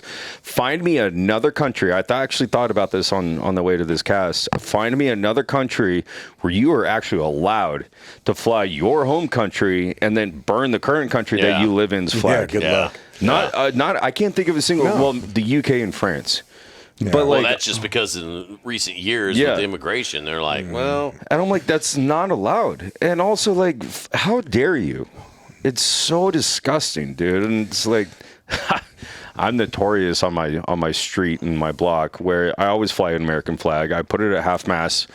Not for fucking, you know, Donna Summers dying, but, you know, for something legit like Abbey Gate, you know, went down there, or the recent service members that passed away. yeah. I always put it down for a service member. And then if it's like a big, like, protest kind of thing, I put up like a full, like, American made, full stitched, like, all black American flag, which... Do we know what that means? It just means like take no quarter. Hoist the sail, yeah. Yeah, like take no quarter, which means like I'm not taking prisoners. Don't fuck with us. Yeah, do not fuck with me. And then and this is only out of necessity, but my garage is right there, and there's a window that looks in my garage. In my garage, I got my ballin' ass 1999 Cadillac golf cart. That's a dope golf cart, But then like spear guns and like fins and guns and like you know, all this stuff. So I hit it with an inert flag, and being in South Bay, everybody knows an inert flag is being, you know, NSW associated. Yeah. So I just like keep that there to cover it up. So between that and like the all black flag, and I've noticed a lot of kids on my ring cam coming out of school because they all walk up and down my street or sidewalk, and they're just like taking photos of it. I'm like, take it, but no one fucks with it. I fully expected it to be taken down, and like someone were to steal it. I had to break down and buy some fucking less lethal fucking 12 gauge rounds. Like talking to the salt? wife. It's very nice of you. Well, I talked to Gabby, and I'm like, when I'm out of town, I go, hey, I got the fucking Remington 870 with the little rack on the side that has the rounds in it. Yeah, great gun. It's loaded. Works forever. And I took the advice of Dave Chappelle. You put the fucking bird shot in the first 2 rounds. Yeah, that's right. You know, and then great you know, bird shot, then fucking double aught, fucking bird shot, slug. You know, but it gets to the point where the slug's like, okay, well, you didn't listen the first fucking 6 times, and if I had fucking multiple people, but I've went through the rigmarole of some of the stuff with Gabby. Being out of town a lot takes a fucking toll, and having obviously now both my boys are gone, and you know, I raised both my sons. They have their own fucking Glock 19s, and they both have their own AR-15s, and they shoot. They don't shoot probably as much as they should, but they understand, you know, fucking the 4 rules of fucking weapons. You know, not pointing shit where you don't want to shoot and shit. And Trigger behind the target, and so on and so forth. And so, you know, not having them there and having 2 women living in my fucking house, you know, my wife and my daughter, I'm like, hey, man. And it only takes one fucking time for some fucking doxing or some bullshit. And I'm like you. I have a flag in the front and I have a flag in the back by my bar. So I have 2 American flags flying in my house, and I'm not fucking apologetic about it, you know. I did a lot of fucking stupid shit that says, hey, I support this fucking flag and everything it means. And, you know, I have the giant fucking picture window in my front yard, and I have this, you know, plywood fucking cover that I've built that's sitting on the side of my house. And I'm like, dude, if shit goes sideways, that thing's going in front of my fucking that thing's going in front of my window. And you know, I have fucking pepper spray and all kinds of shit, but there's times when I'm sitting there going, dude, there's only so much you can take, and I can't expect my wife or my daughter to fucking whip out a 12 gauge shotgun and start defending the fucking property. Right. And especially, you know, neither one of them have taken a life with a fucking firearm, and I wouldn't expect them to, you know, go full fucking John Rambo. One of the biggest arguments I ever got in with Nikki, and this is a couple of years ago, but we were talking about, you know, kind of defensive life because my in-laws were in town from Canada, and my SIG P365X is right on my nightstand right next to me. And we don't have kids, so it doesn't need to be locked up. Right. And it's right there. And so I guess the in-laws came in and saw the gun and, you know, immediately panicked, right? Because they're fucking Canadians. Don't fuck with it. It won't go off. It's not a three. It's not a 320. I know, right? But I always like kind of like lead back. I'm like, it's a stapler. If you want to fucking staple your hand, it's gonna hurt. But if you want to staple paper, if fucking staples paper, fine. It's a good way to put Just leave it alone. Yeah. And like, it's not gonna like wooga booga your ass. And so Nikki and I ended up having this personal conversation where I'm like, if somebody fucking comes in, do you think that you have the prowess and I guess the mental fortitude to take a life? She's like, no. And my wife used to compete in pistol in Canada. Oh no shit. Yeah, like pretty good shooter, which is like we actually met at SHOT Show in 2020. But then I asked her, and I'm like, if somebody has a gun to my head and you have a gun to their head, would you pull the trigger? She's like, I don't know if I could. And it fucking made me so irate. And I was like, are you fucking kidding me? But, you know, if you take a pregnant pause, you take a 300-foot gaze, and you look down at the situation, like, that's a lot to ask out of somebody that, A, was born in a country that, you know, doesn't know violence like we do. Yeah.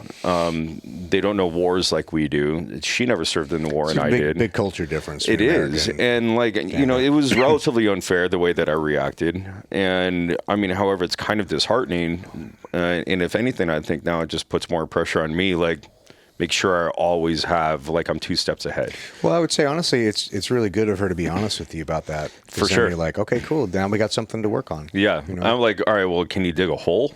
Can I give you a shovel? Like, let's be of some use here. I mean, and you honestly, just got your driver's license. Like, you're not gonna be my evac. Yeah, honestly, and that's why I bought. So here's my order, and I ordered from this company called Byrna, BYRNA, and they sell like these guns. Oh yeah, so Ron Chapman let me see that guy. That's my order. I ordered a bunch of the pepper spray and stuff. shit. Yeah. But I have these less lethal kinetic 12 gauge rounds, and there's 10 of them. And because the reason I did that is I'm like, babe, like, if you and Kyla were both in the fucking panic room and somebody's rooting around the fucking house and they make it through the fucking door, are you gonna be able to fucking shoot some motherfucker from, you know, me to you, point blank? Not a fucking chance, dude. Really? Not a fucking chance. Yeah, and so that's why. Or it'd be like this. I've leaned into, like, honestly, and especially for our listeners, like, I've gone through so many different levels of escalation of force, and I've been inundated with different types of non-lethal devices, and fucking played cowboys and Indians. Like, I think pepper spray is like the ultimate, like, especially a good solid, like, far shooting pepper spray is probably the ultimate deterrent device, right? Mm-hmm. A pocket knife, you need to close the distance, and anybody's going to be able to just grab a wrist and, like, sling a neck. Yeah. Right? But pepper spray, you get something with some good distance on it. I've been pepper sprayed numerous times. You ain't raping a bitch, and you ain't fucking. It fucking sucks. You're not finding her either. Like, you're just walking around like it just this. Changes your priorities real quick. Yeah. Well, so I got them some far shooting pepper spray for each one of their cars. Yeah. And then I got those less lethal fucking shotgun rounds. I'm like, well, hey, just so you know, you shoot some motherfucker with these, not gonna fucking kill them. But they're gonna leave in the short term. I mean, well, you just tell her you put those in there. Well, no. No, I'd never do that. But wives and pepper spray. But now, Nikki will take the dog on a walk all the time. And what I've learned, even living down in Mexico, is there's a lot of savage-ass dogs that will jump over fences when you're walking by with yours, and they'll either maul the fuck out of our dog or you. And what are you going to do? Yell at it? Yeah. You know, like I've actually only ever seen one efficient way, and it's if the dog has nuts, grab on those things and pull it. Yeah. But if it doesn't have nuts, you better put your fist in its butthole. And I'm not kidding. Like those are the only two things that'll get a pit bull that is driven on killing something off of killing something. Really? Is like ripping on its nuts as hard as you can. Like try to pull those things off, or putting like 4 fingers in its ass. None of it's sexy, but that's the only thing that's going to work. You know what else will work? Pepper spray. And I mean a knife, yeah, but you still need to close the distance and you're open to harm. Yeah. And if there's positive control over said knife hand, they're not going to have the stress inoculation like training to like switch hands with the blade. Dogs are quick, man. Yeah. And so it's like you not only need to worry about, you know, you're this fucking young, small, 5'4" hot chick with a dog, which the dog is the only deterrent. But then there's other dogs that want after our dog and after you. And I would always. I got a so when story she's about going that. on a walk, and I'm like, "Where's your spray?" And she's like, Yeah. "Babe, I don't need it." You got the a fuck delay you with a don't. knife, You got too. 5 poop bags on you, but you don't have a fucking can of Yeah. pepper spray. Yeah. Take it with you. Just put that shit on the fucking leash. Put it on the leash. Yeah. There's a delay with a knife too, because you don't You don't realize you're hit you're not until going you're to feel hit. it until you're disabled. But that takes a while, Yeah. man. It's like that poor Russian girl or the Ukrainian girl Yeah, that got exactly. fucking stabbed on the train. Yeah. Like it happened, and she's like looking around, all of a sudden like does this, and then realizes she was actually stabbed. Yeah. Mm-hmm.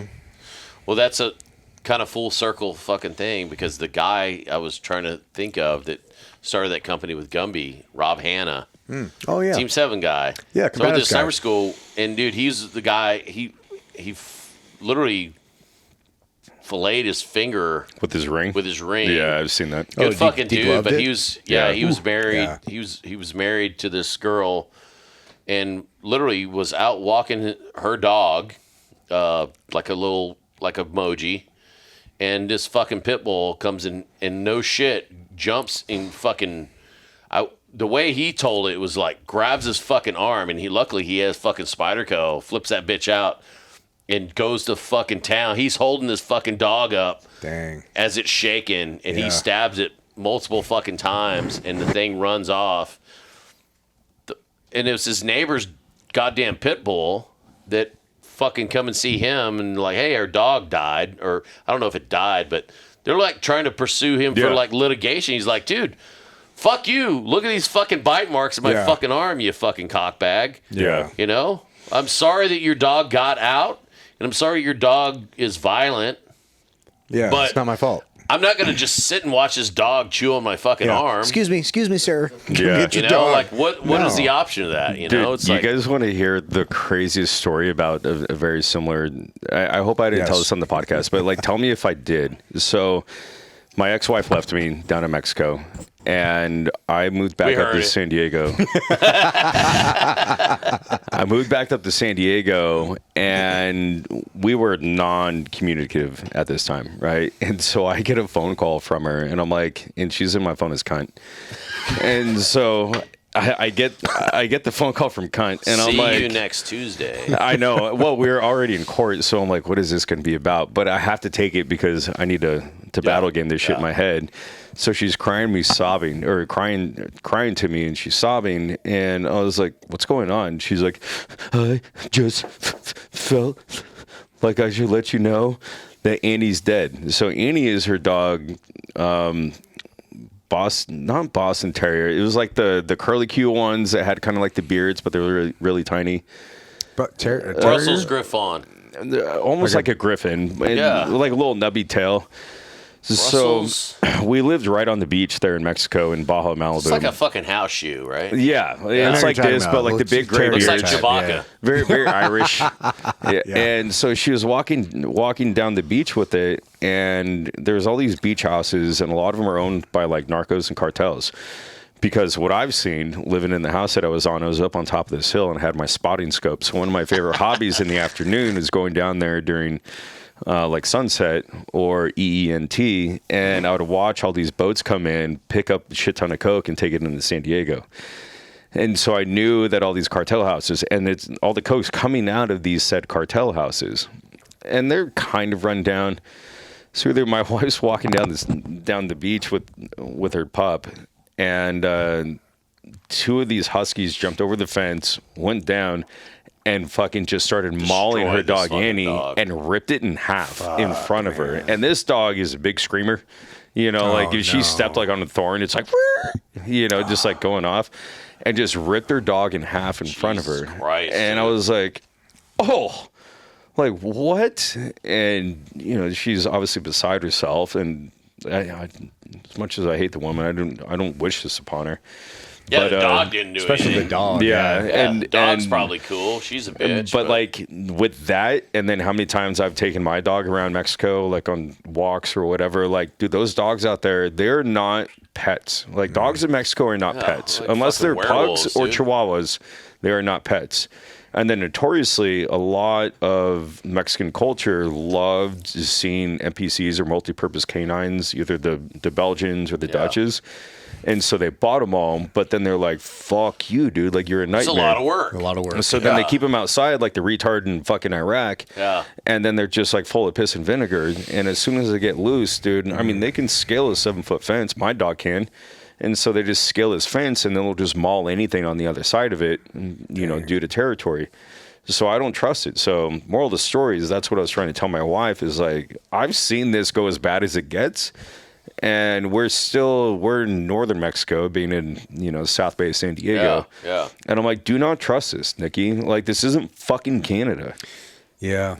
Yeah, it's hard. I mean, unless somebody has experienced that, it's hard to tell them this stuff because they haven't lived through it. Yeah. And I feel like if more people experience the world in the way that we had, I think more people look at it with a sober eye. Yeah. And be like, dude, wow. Because we all only understand things the limits of our own perspective, our own experience. And you can tell somebody that, but it's like, they're like, I don't really believe it until you go see it. And like all these fucking hippies and liberals, like, I'm going to go backpack across Afghanistan, like, to prove the people are nice. Like, good Next luck. thing you know, they're in Kunar getting raped stupid. by a mountain. Yeah. And they're like, dude, it's like human nature is a fucking volatile, violent thing, man. It's very dangerous. And if people don't understand that, like, people are not, the average human across the world is not like the average human in America, especially not the average human in like a nice place where you grew up in. Yeah. And people want to believe that everybody's like them, and just the fact is, it's just not true, man. Yeah. And it's a very dangerous place Dude, out there. And especially, dude, I will say, remember that website, Ogreish? Oh, yeah. Dude, seeing some of those fucked up videos from like, was it like Mexican Ukraine cartels? shit? Well, Usually. no, I'm talking about in Georgia, like the country where they were fucking. No, sorry. When they were, can you not hear me? No, I can that's hear you good good. Oh, okay, sorry. I saw one of the first ones I saw was some Russian soldier or he was Georgian or something. I don't know who the fuck they were fighting, but it was some shit, and they're literally like boot on his fucking forehead, and they're literally like cutting his fucking throat, and you just hear gurgle, gurgle, gurgle, gurgle, Yeah. and then you see the most fucked up shit too. What I was gonna preface this with is, dude, as much fucked up shit as you've seen in like the Ukraine or fucking Russia or fucking Asia or anything, dude, the most fucked up shit I've seen is fucking Mexico. Is some of these cartels literally hacking Mexico people. or Africa? Yeah, Africa's pretty fucked too. They're Because I was taking saying, machetes to your to point, fucking like, people. just like rusty genital, like, Genital mutilation. But Yeah. dude, some of the shit from cartel dudes literally like just grabbing people like by the fucking hair, dragging people, and literally just hacking off fucking limbs. Did you see the at chainsaw one? knees and fucking dude, it's Yeah. fucked. the two guys just sitting there strapped up, and they're both just like fully awake. And I'm like, dude, I've definitely shot at motherfuckers and killed motherfuckers, and dude, I don't go to up close and personal and fucking look them in the eye and slit their throat or even hack their fucking limbs No, you off don't skip while a they're beat fucking, over it. you there's know, a it's like, difference, yeah. Yeah. I mean, that's a level of fucking just goddamn, Hate, bro. disdain, like, Jesus, you're evil. Yeah. You're evil, and that's Like that's some fucked up shit. Well, I mean, man. it's like some people need to be killed or deserve to be killed, whatever. But there's a difference between doing that and then like taking pleasure in the act of it. You know, it's a big difference. Yeah. Like And I felt joy out of hitting a guy from a long ways away, but also I wasn't torturing him. I wasn't doing right. anything. Like we were playing a game right now called and War. shoot him in the kneecap and I like won. wait for him to crawl fucking 300 meters Yeah. and then wait till he's almost to his fucking hooch and then shoot him in the head. Like I would never think of doing something like that. No, it's like just be done with it and move on to the next target. Yeah, but I mean, some of that shit, and I will reserve because I don't know if you guys saw the movie Law Abiding Citizen. Oh yeah, Yeah. great one.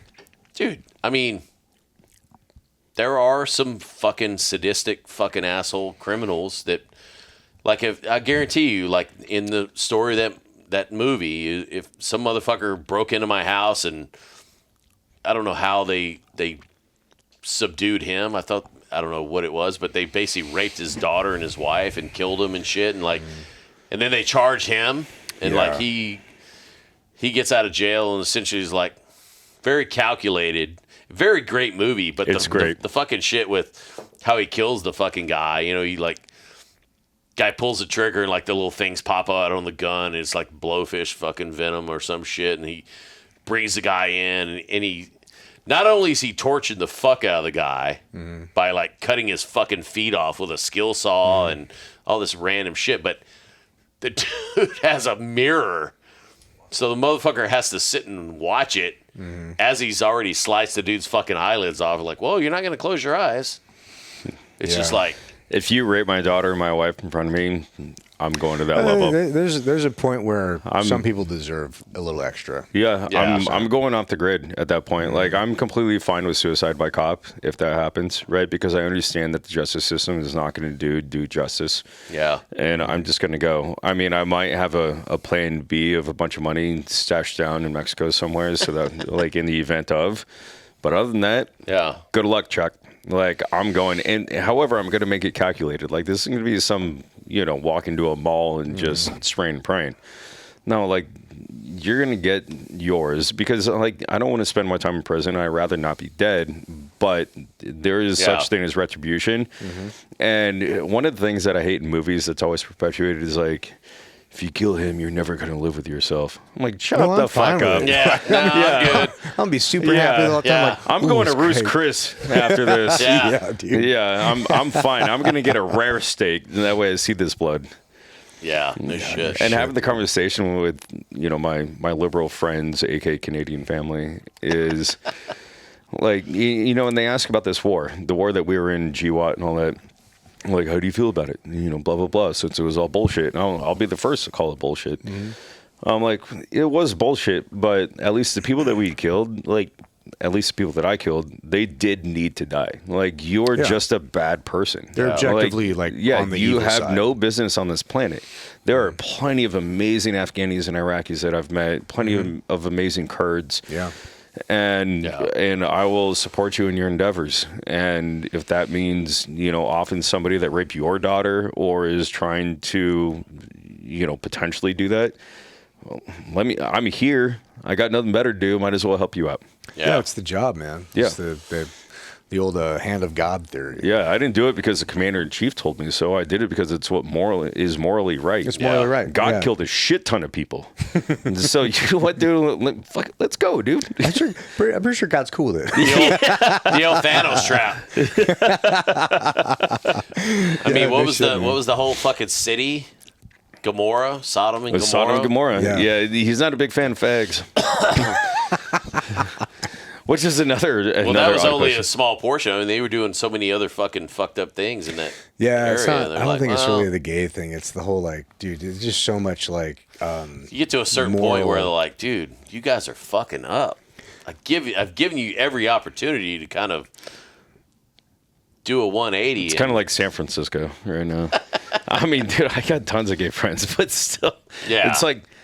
Also, none of them I know are really devout Catholics. And they're probably not evil either, though. No, none of them are. I mean, they're the sweetest guys I've ever fucking known. No, gays are great, man. It's the It's the people on It's the the fucking evil fringes. fucking mentality. Yeah. I mean, there's a lot of It's just whole children are free game kind of vibe. yeah. You know? There's a Yeah. lot of that too that is perpetuated by people who aren't gay or even Dude, fucking anything. There's whatever you want so to do much- with a consenting adult, it's like, dude, whatever. Yeah. Free game. Between you Yeah, guys, let it be. whatever. Exactly. But you can go exactly. outside that, and like, dude, Yeah. Yeah, there's so many other fucked up shit, and I think we're only scratching the surface of like some of this fucking Epstein shit. And like again, going back to the media, like you can and can't believe a lot of shit, but I mean, there's all this bullshit with like Pizzagate and fucking all this shit that's like, is it true? Is it not true? dude, Is Alex it Jones fucking- is right about so much, bro. It's crazy. Yeah, He yeah. is not Fuck, wrong about a man. lot of Yeah. things. They're Yeah. turning the frogs gay. Well, actually, I mean,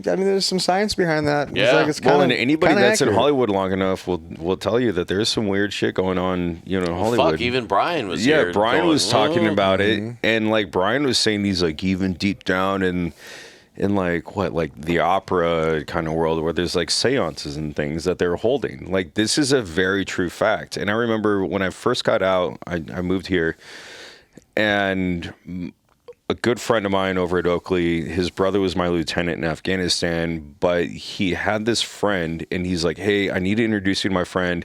You're in San Diego, he's in LA, but he's like panicking right now because he got too enveloped at one of these parties and like was very just like, he was sick by it, by Yeah. like the things that he saw. in the mix. And so he gave me this guy's number, and this guy calls me, and he's like pure panic mode, right? Like this guy is like sobbing, pure panic. He's like, dude, you wouldn't fucking believe this. I'm there, and I'm with all these fucking celebrities.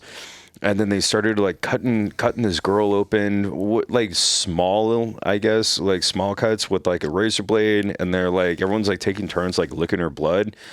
And I'm listening to this like fresh out of the army. This is like 2014. And I'm like, what are you talking about, dude? And he's like, dude, I need you to help me. and I'm like, oh, who's coming after you? And so one of the main actors or characters that was in his story told me, so he's dead now, so I can say it without fear of retribution. So the sergeant in Saving Private Ryan that got shot in the ass? Yeah. He's kind of like a thicker guy. Yeah. He was in Heat too. Yeah, can you? Oh, can yeah, you that character. Yeah. pull him Yeah, up. yeah. So he said that this was like the main culprit at this Really? party. He was like the host of this party for these like underage girls. And The fuck's that guy's name? He's a good actor. search Saving Private Ryan's sergeant's name in like GPT. I just looked up. Yeah, he's a IMDb. big actor. Tom but Sizemore. Yeah, Sizemore. So Tom Sizemore was like the main culprit in this entire thing. And I kind of put it off, and then I called my buddy back at Oakley. Like culprit, as in like it was his party, or he's the one like it was his party, and he was the one that was coming after this said guy. And so I called my buddy at Oakley, and like, dude, my buddy at Oakley is not going to throw me like down this fucking fairy tale Yeah. like lie, Rabbit hole. Yeah. Yeah. And so I kind of took it seriously, but I called him back, and I'm like, dude, what are you talking about? Like, dude, this dude's telling me Tom Sizemore is trying to kill him. He's like, I don't know, dude, but like, I take him seriously. I went to high school with him. Like, he was valedictorian. Like, he's a good dude. He's just trying to cut his teeth in Hollywood, and then walked into this bad party. And so I kept on talking to him. He's like, dude, can you please come up? I didn't even have enough money to go up to LA for gas, for that matter. And then sure as shit, dude, 2 weeks later, he's fucking, well, he went missing that night. And then 2 weeks later, they found him dead in a What? ditch. Oh, shit. Yeah. And I'm Wow. like, and like, I never met the guy, but now I'm like, damn, could I have done something? But he was like calling me sobbing, like, help me. Wow. Like, they're coming after me. Did I'm they like, where figure are out you any of going? the details of this? Or? No, dude, it was just unknown cause of death. And they found his car, and then they found him like out in this field, and then it said suicide. foul play. Yeah, foul play. And Bro. he was in between, like, he was probably like, I think it's Santa Cruz, but like in between like North LA, like Thousand Oaks and Santa Barbara. Wow. And found him out there, and he was just running away from this party because he didn't. My take on it is they were doing this like seance thing, and he didn't abide by it, and so he left. And then Sizemore comes out and like punches him in the mouth and like starts like, fucking, where the fuck are you going? You're getting the fuck back in here. And he's like, no, I'm not. And then that's when I got the phone call. And then, like I Damn. said, 2 weeks later, it came out that he was dead. Holy shit. They're like, oh, Hollywood co-producer, blah blah blah, so and so, found. Oh, he was a producer. Found dead co-producer. Fuck. Yeah, and it was his first one, but got introduced to the seance shit. It's not that fucking crazy, hard to dude. make yourself a harder target, though. You know what I mean? Like to get proficient, or not even proficient, to get comfortable with a firearm is only a couple days, and it's only a couple $100. Like I think everybody should get a little bit, make but themselves a then little bit of a harder it's like- target. But then it's like, are you carrying? Because if I go to a party like that, I'm not carrying. Well, he was already out by that time, but it's like, but if you're in a heightened sense, No, I mean, like, so his friend, say, for example, even if his friend had gotten proficient with a firearm and now he's at this party, like, no, but he'd already left the party, right? When Yeah, he left the called? party because they found him in but between where, thousand was he nugs. going to drive home and get his firearm? No, but this is a couple days later, right? That this is They happening. found him a couple days later. But he didn't call you from the party. He called He you called me after. directly after the party. But Like he- he he'd was already on the been- run from the party. But he'd already been home, or he was just on his way home. I don't know. I didn't know. Yeah, it's I'm just little saying, it's stuff like fucking that, weird, man. Like, yeah, definitely. I mean, I'm not absconding. Fucking yeah, definitely do your due diligence. But I mean, the whole Hollywood fucking thing. I mean, I've worked in L.A., Hollywood for almost. But you also come with a pedigree to where, in my personal opinion, you wouldn't be invited to anything Yeah, like that because yeah. they know that, like, 1,000%. you're not controllable. Yeah, and that's the thing. It's fucking weird. Like, you're 'cause, I very mean, stuck in your ways. Yeah, I'm close to 20 years in that world. I mean, going from my sons started working in L.A. in 2006. They got their Yeah. first little break. 20 years, yeah. Yeah, so I'm close. I'm about 20 years like in that world, and you're right. It's like, people like stunt coordinators or my buddy Keith, who's done stunt work and was a former DEA, former team guy, and his wife now does a lot of hair and makeup for a lot of big name celebrities and stuff, and it's like one of those things where Keith he's told me stories, and he's obviously Keith's one of the guys we're gonna have on, but it's like one of those stories where once they fucking meet him, they're talking to his wife, they're like, oh yeah, your husband's a stunt guy, but then they meet him and they're like, oh, you're former. Leo, your former cop or former team guy. Yeah. It's like Yeah. one of those things where, and then he goes, "Yeah, I've met a whole group of fucking people that are in her inner circle, and we go get sushi or something, and then all of a sudden he goes, dude, we literally don't hear from him again." Yeah. It's because, like, that's the vetting process. Yeah. It's Do you like, think Hollywood's split into like two groups? Like there's the performer type, like creative type, and then there's the like worker type, or like the blue collar type. I think there's three, in my opinion, and you can correct this. I think there's the ones that are made it or have made it. There's the ones that are about to make it and very kind of like indoctrinated. And there's four. Then there's the new ones that are trying to cut their teeth, that are very malleable and like new and will say yes to anything. And then there's like Kevin's type. And then everybody else that like was it gays. within Kevin's like crew of like former NSW, former military, like kind of old and set in their ways, but like Probably not going to turn to the dark side. but also like not making millions off of every single production. So like not necessarily drinking the Kool-Aid and still kind of going, like set to set kind of like vibe. So it's like you kind of leave those ones out. You work on the malleable ones, and then there's the other ones. Like I feel like it's in tiers from my experience, and I mean, seeing what I've seen on the back end with doing executive protection with celebrities, I've seen some of those levels. Luckily, it was just hot orgies with hot people and not fucking kids and seances. Yeah. But I mean, sky's the fucking limit. Yeah, it's fucking weird too, man. Because I mean, I've never seen any of this shit. I've never seen any weird shit at parties, and not to say it doesn't exist. I mean, you hear fucking weird stories. Like your story is like, not to say none of that shit exists, but you do. I mean, I've been to parties where, there's obviously not hookers, because that's uncouth. Just loose women. Yeah, you have people there doing shit, and I mean, I've been to, Christmas parties with Gabby and stuff, and I've seen tons of coke, and I've seen tons of fucking loose women. Yeah, exactly. Yeah. You Like, stumble into there's a a room whole- like, oh, I thought this was the bathroom, and there's a fucking motherfucker, chopping it up, and you're like, Yeah, and then there's plates of 4 well-known celebrities just like cutting a plate. yeah, and you're like, fine. yeah, that ain't Yeah, that's not that's that's normal. not That's whatever. uncommon. It's but- not a woman with a razor blade. Yeah. It's a fucking plate. Yeah. and Well, Yeah. snow. there's a difference between I- adults doing illegal shit versus people doing immoral shit. Yeah, exactly. Facts. Yeah, I've never stumbled into a fucking room off the beaten path from trying to take a And take they got a piss. Macaulay Culkin in a headlock. Yeah, they got some they got some broad strapped to a table, fucking Oops, licking wrong blood room. off Yeah. her. Fuck, that's Those are the after parties. that's the fucking weirdest fucking shit. Where you're like, what the fuck, yeah. Yeah, Hollywood's It's there, a weird though. place, man. But even just the limited experience I've had just hanging out in LA, and I mean Yeah. just the LA vibe too it's a fucking weird vibe. As soon as you get out It's there not and my you go jam. into like any little coffee shop, any restaurant, any bar, it's just a weird fucking vibe. If The you're whole city. made, I'm sure it's a shit. But for guys like me that don't really know anybody there and don't have enough money to play fuck games, like I have no business there. yeah. But like if you're made or you're on like the up and up, like younger Hollywood actors, like sky's the limit. I'm sure like Robert Pattinson, like early on, they're like, fuck yeah, come in. Because they want to see at which level of Hollywood are you going to fucking kind of go into. And then not to mention you have so many Scientologists that are trying to poach you as well.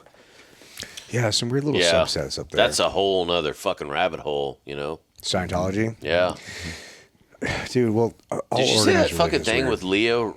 What's the documentary? Remy? Leah Remy? Remy? Yeah, where No, she what's was that? abducted and forced to get like an abortion, but then stalked her, talked to all her production supervisors, tried to get her like essentially blacklisted from Hollywood. Wait, who's Leo Remy? She was the husband, or With she Kevin? was the wife of Kevin. what's his name? Super funny comedian King guy. of Queens. King of Queens. Oh, God, what Kevin is his James. last name? Kevin James. Yeah, they all call him KJ. Yeah, Yeah, she was the wife of Kevin James on King of King Queens. of Queens. Interesting. She's Yeah. funny as fuck too. She was in Old School. Yeah. okay. She's done. She's done a bunch Frank. of shit. Yeah. Get in, Frank. Hey, Frank. Is it cold out there? that was her? Yeah. I think she's riding shotgun or yeah. Hey, Frank. Looks Yeah, like it's she's little a cold funny up there. fucking chick. But yeah, man. she got indoctrinated in Scientology early. Really? And went full cult status, and Scientology notoriously asks you for your money in order to help keep it funded, which is why these $100 million buildings everywhere. And dude, she lived through the worst parts of it, and there's a full-blown documentary on it. And then she had like threats on her life. Her brake lines are cut after the documentary came out. Wow. It's pretty good. Wow. Yeah. There's a lot of Hollywood rumors is and DC. shit, but- It's the we West should take Coast a piss version. break. Yes. No, I gotta pee. All right, good call. Did I already put tequila in this? Nope. Smooth. I don't think so. All right. Let's clap in.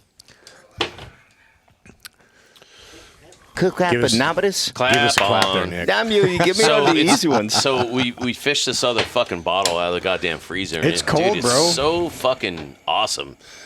And dude, we need to take this little The ball medallion marker off off? the old one and stick it on the fucking. We just start sticking them everywhere. Start Actually, putting them, just if we just hose line that the whole thing. whole deal, that would be fucking rad. Start but looking like a frat house, right? Yeah.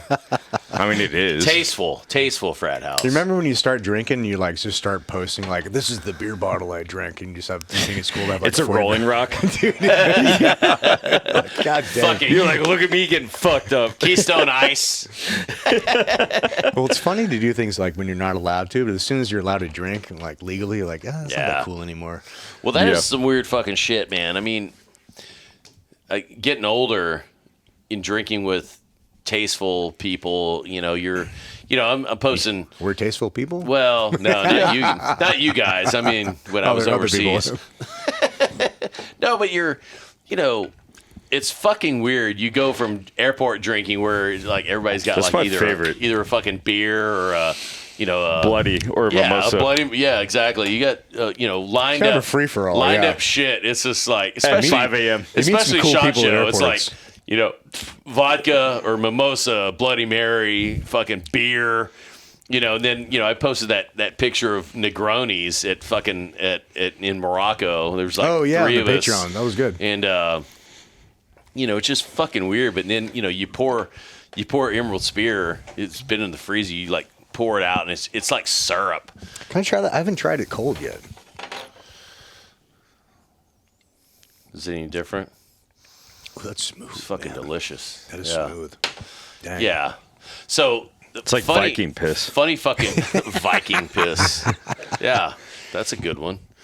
But it's fucking weird. We were drinking in. I told you I found the hotel that Dave and Tommy were in, the Radisson, which is a few blocks away from where we were staying. Was the Barcelo was the hotel we were in, which had 2 productions in it, and I kept running into stunt guys I'd worked with, and That must be pretty fun. dude, it's so weird. The stunt coordinator for the first 2 seasons of Jack Ryan is this guy, his name's Jordi Casares, and he was kind of a student under Vic Morrow, who I just talked about when we went to that Round Top Film Festival. Like he essentially a legend fucking stuntman. Like he did fucking all the Bond films. He did a shit ton of the fucking God damn it. Your memory's trash. Yeah, dude, my memory is fucked. Bourne? No, Han Solo. Star Wars? Yeah, but what's the actor? I was thinking Carusso's not Caruso. Why the fuck? Dude, none of us fucking. Why Coda, would- help us out. Yeah. Come on, Jamie. Harrison Ford. Yeah, so Harrison Ford, Ford's yeah. character on That one's the embarrassing. fucking. Dude, we are fucking retarded. I told you we Jesus. needed to end this Hey, episode. Harrison Ford's character on Star Trek? No. Dude, did we take shrooms Wars, and not Star even know Wars. it? Jesus Oh Christ. my Not God. Star Wars, but Indiana Jones. There we go. So There we he go. stunt doubled Harrison Ford for Indiana Jones. So all the horse shit and everything. But then he had this guy, Jordi Casares, he brought him up in the stunt industry. Jordy was the stunt coordinator for Jack Ryan like the first 2 seasons. Anyways, to make a fucking long story longer, I ran into his son, Lorenzo, coming off a fucking elevator. Lorenzo's on that other production in Morocco. I'm like, oh shit, like start talking to him and shit. And so it's just fucking weird. You run into so many fucking people over there.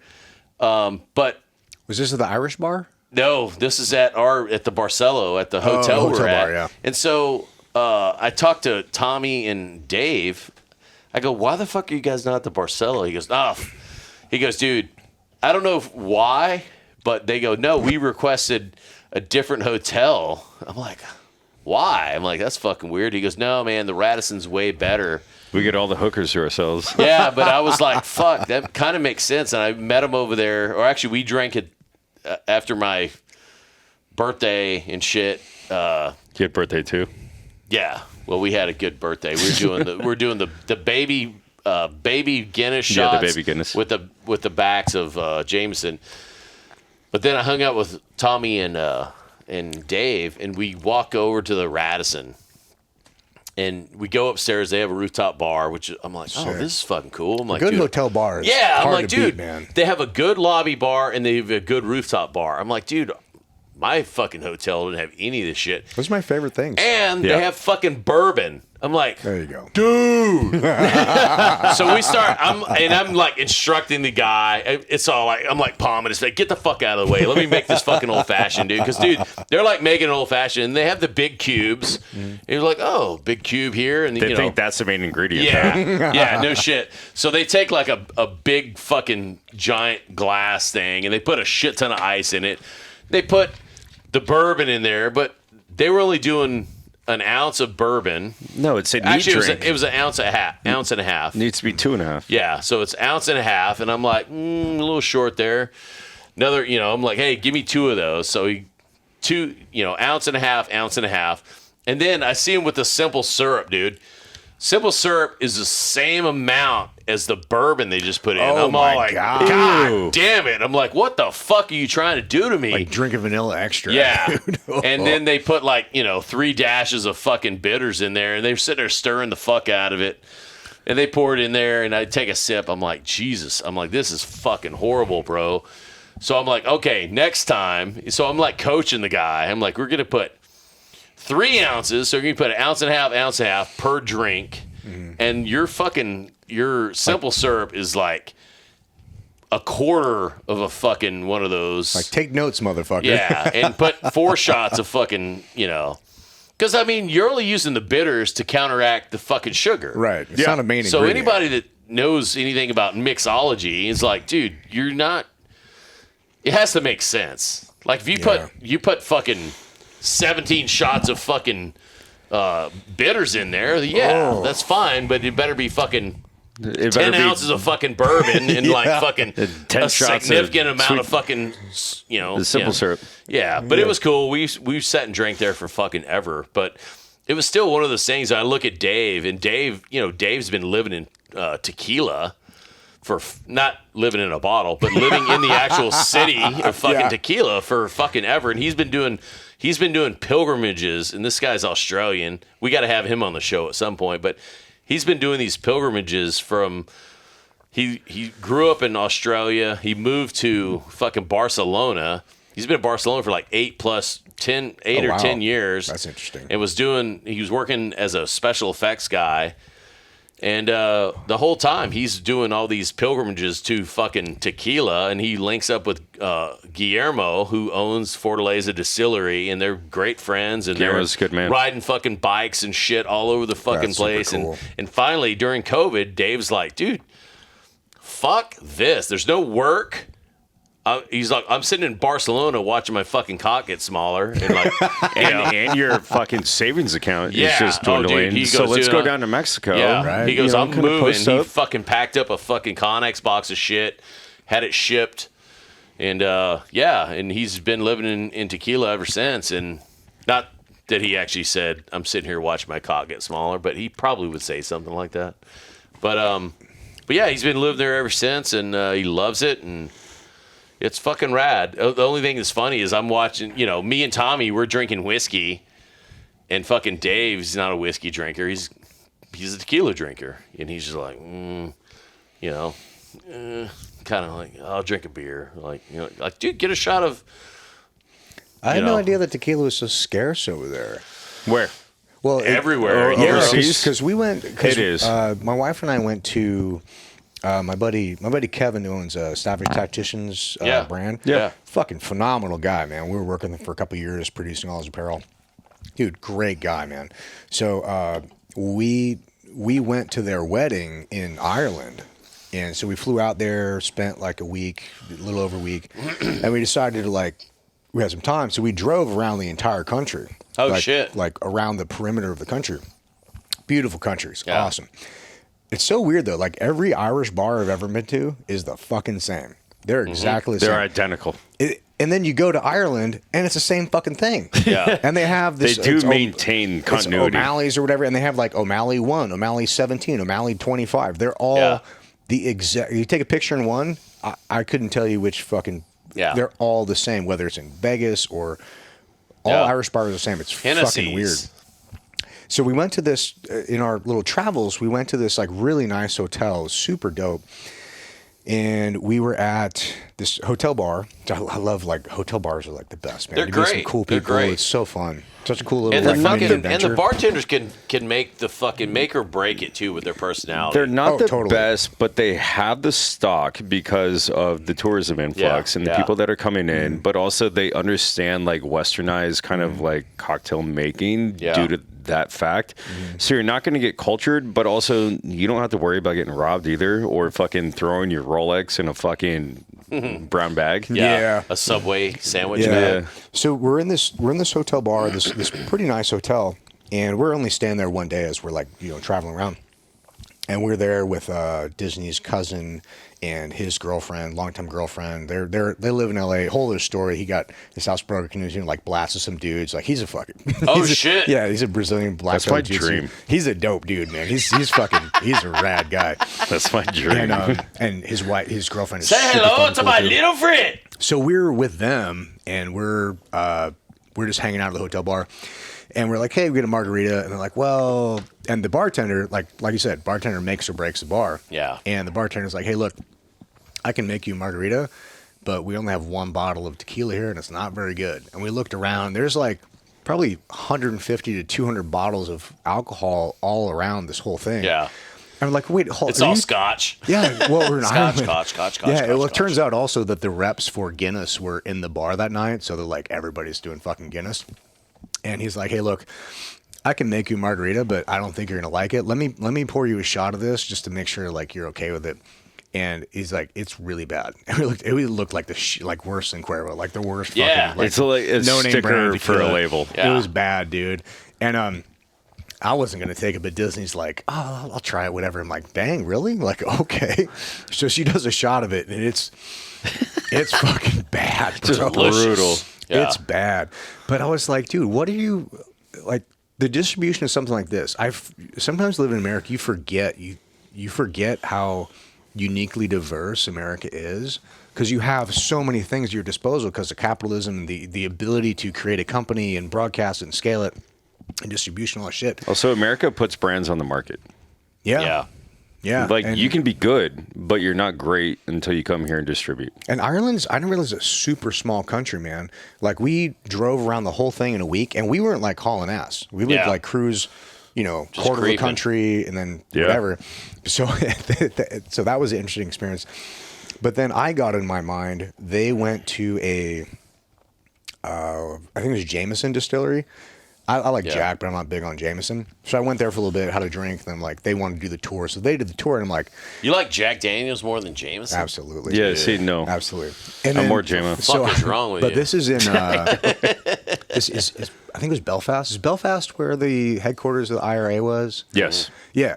So Northern Ireland is That's up north. By the way, totally different. I didn't know that they were separate Yeah. actual countries. Yeah, So I Northern don't- Ireland Still? is part of UK. Yeah. Yeah. Northern Ireland is part of UK. Southern Ireland is not. It's its Yeah. own country. Northern Ireland is literally part of the UK. Yeah. The UK. And there's no border, But but don't you tell can a tell. fucking person from Ireland that. Yeah, yeah, they're very Like Tommy would be like, "Fuck you." Yeah, very different. But even like, Like, there's oh, no border. I didn't realize I was going to the UK. Or, like, I didn't need a passport. But the You, weird like, thing is, we're driving start down the throwing freeway. hands. There's a sign, but there's no border. There's no nothing. But people drive different. Like in Southern Ireland, everybody's kind of like just really slow. They'll like hold hands on the freeway, and like nobody's in a fucking rush. Yeah. Northern Ireland, it's like being in like people got places to go. Tennessee. yeah, Northern Ireland. Set But your as soon as clocks you back like 50 a mile years. across the border, dude, people fucking drive different. Like it was a big stark difference of like how these little things make a huge difference in your Grand experience Prix. in the country. So they were going to the distillery to do the tour. We're like, oh, I got a couple hours. I'm gonna go hang out in fucking Belfast and like see if I can find an IRA underground bar, right? So my plan was I was gonna go to the shadiest bar I could Jesus. and That's fucking my favorite. and order a drink and talk to the bartender and be like, hey, what's the rowdiest, like shadiest bar you have? And then perpetually do that until I found one that was like an IRA thing, right? I'm like, okay, cool, this should be good, right? I went to probably 7 different bars. Nowhere close to anything. Nothing. Nowhere close to Danny's. Dude, no, not even close. Like Danny's would have been like a level 10. The closest I got was like a level 2.5. It was not my even God. fucking close, bro. Maybe I was on the wrong street or More something. I dive don't know. barness. Well, you Yeah. got to have a guy like you got to have a good Good a fixer. tour guide. Yeah, Good but it fixer. really made me realize how different America is because you think like IRA and it's super tough and all this shit, but then you really Well, they probably are, but No, they then are, they're for just like, sure. oh, I'm not going to let some tourist in here who's been fucking asking questions for fucking a day. yeah no, I'm gonna need to vet some guy that's been here for fucking months. yeah I think I was Come just in in the my wrong. inner circle, There's you know? probably a street that like has this. I just didn't get to it, but it really opened my eyes up to like how fucking different America is because you can go if you do that in like El Cajon or something, you can very quickly Truth and point. You can get to some fucking pretty fucking rowdy I've hardcore been to shit this if you want fucking to. bar. Within Hold on, 7 bars. So this is going to line this up, and this is a question I wanted to ask, like for all the listeners, and this is actually coming through Patreon too. Dude, we're like eight minutes away. Oh yeah, we got to wrap up quick. Yeah. All right. The most memorable bar in the United States for each one of us. Go. Oh fuck. Memorable? Most memorable? Yeah, like Fuck, like man. the most. Don't start with me, because I mean, fuck, dude. I think in terms of what you're asking, like what bar could I go to, like right now, at any point in time in my any life, state. And have a great, weird, fuck, interesting man. Just a fucking like you're like this is Honestly, it. it's got to be Danny's. Obviously, I'm partial to it because I'm, in the culture. But I think even if you're an observer of Danny's and you walk in, you're going to be like, Can you be an observer in Danny's and walk in? well, that's the thing. Even if you're not of it, if you walk in, you're like, this is a different fucking world, but think dude. how many times you've been there. And it's an absolute and a raccoon's being thrown across the bar. That's what I mean, though. I'm trying to think of something that would be. Fuck, dude. I know the piano bar in New York, Las Vegas, New York Casino. There's a piano bar there, and every time I go there, it's a fucking banger, dude. Yeah. Really? Okay. It's fucking rad. Piano bar? Piano Really? bar. Oh, shit. They're always singing fucking shit. gotta They're check always that out. doing fucking whatever. So that's one of them. I have a good time anywhere I'm going Yeah. in terms of fucking bar. Well, but you are the party. dude, in terms of, fuck, man. It's fucking, I guess it's all about your mentality and what you're after. But Yeah. what's yours? So I got one in the States and one in Mexico that's just like honorable mention, but the one in the States actually unfortunately no longer exists, but it's called the Meat Rack. And was Is it a called gay the Meat bar? Rack. No, hands down, no. Sure. It's So not. it was a retired team guy, and Oh, no shit. And this bar, so he actually legally changed his name to God.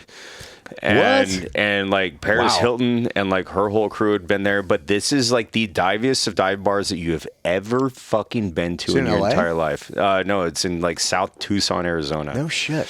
And it's right outside of ASU or U of A campus. I'm going there tomorrow. Well, it's closed because God died, and it was up for sale. But also, so this bar had a sex dungeon in the back, Damn. and I mean Wow. like full on sex dungeon. And he would like spin this bicycle, like there were bicycle pedals, and it was just like a reciprocal dildo that was like going. Oh, dildo machine, yeah.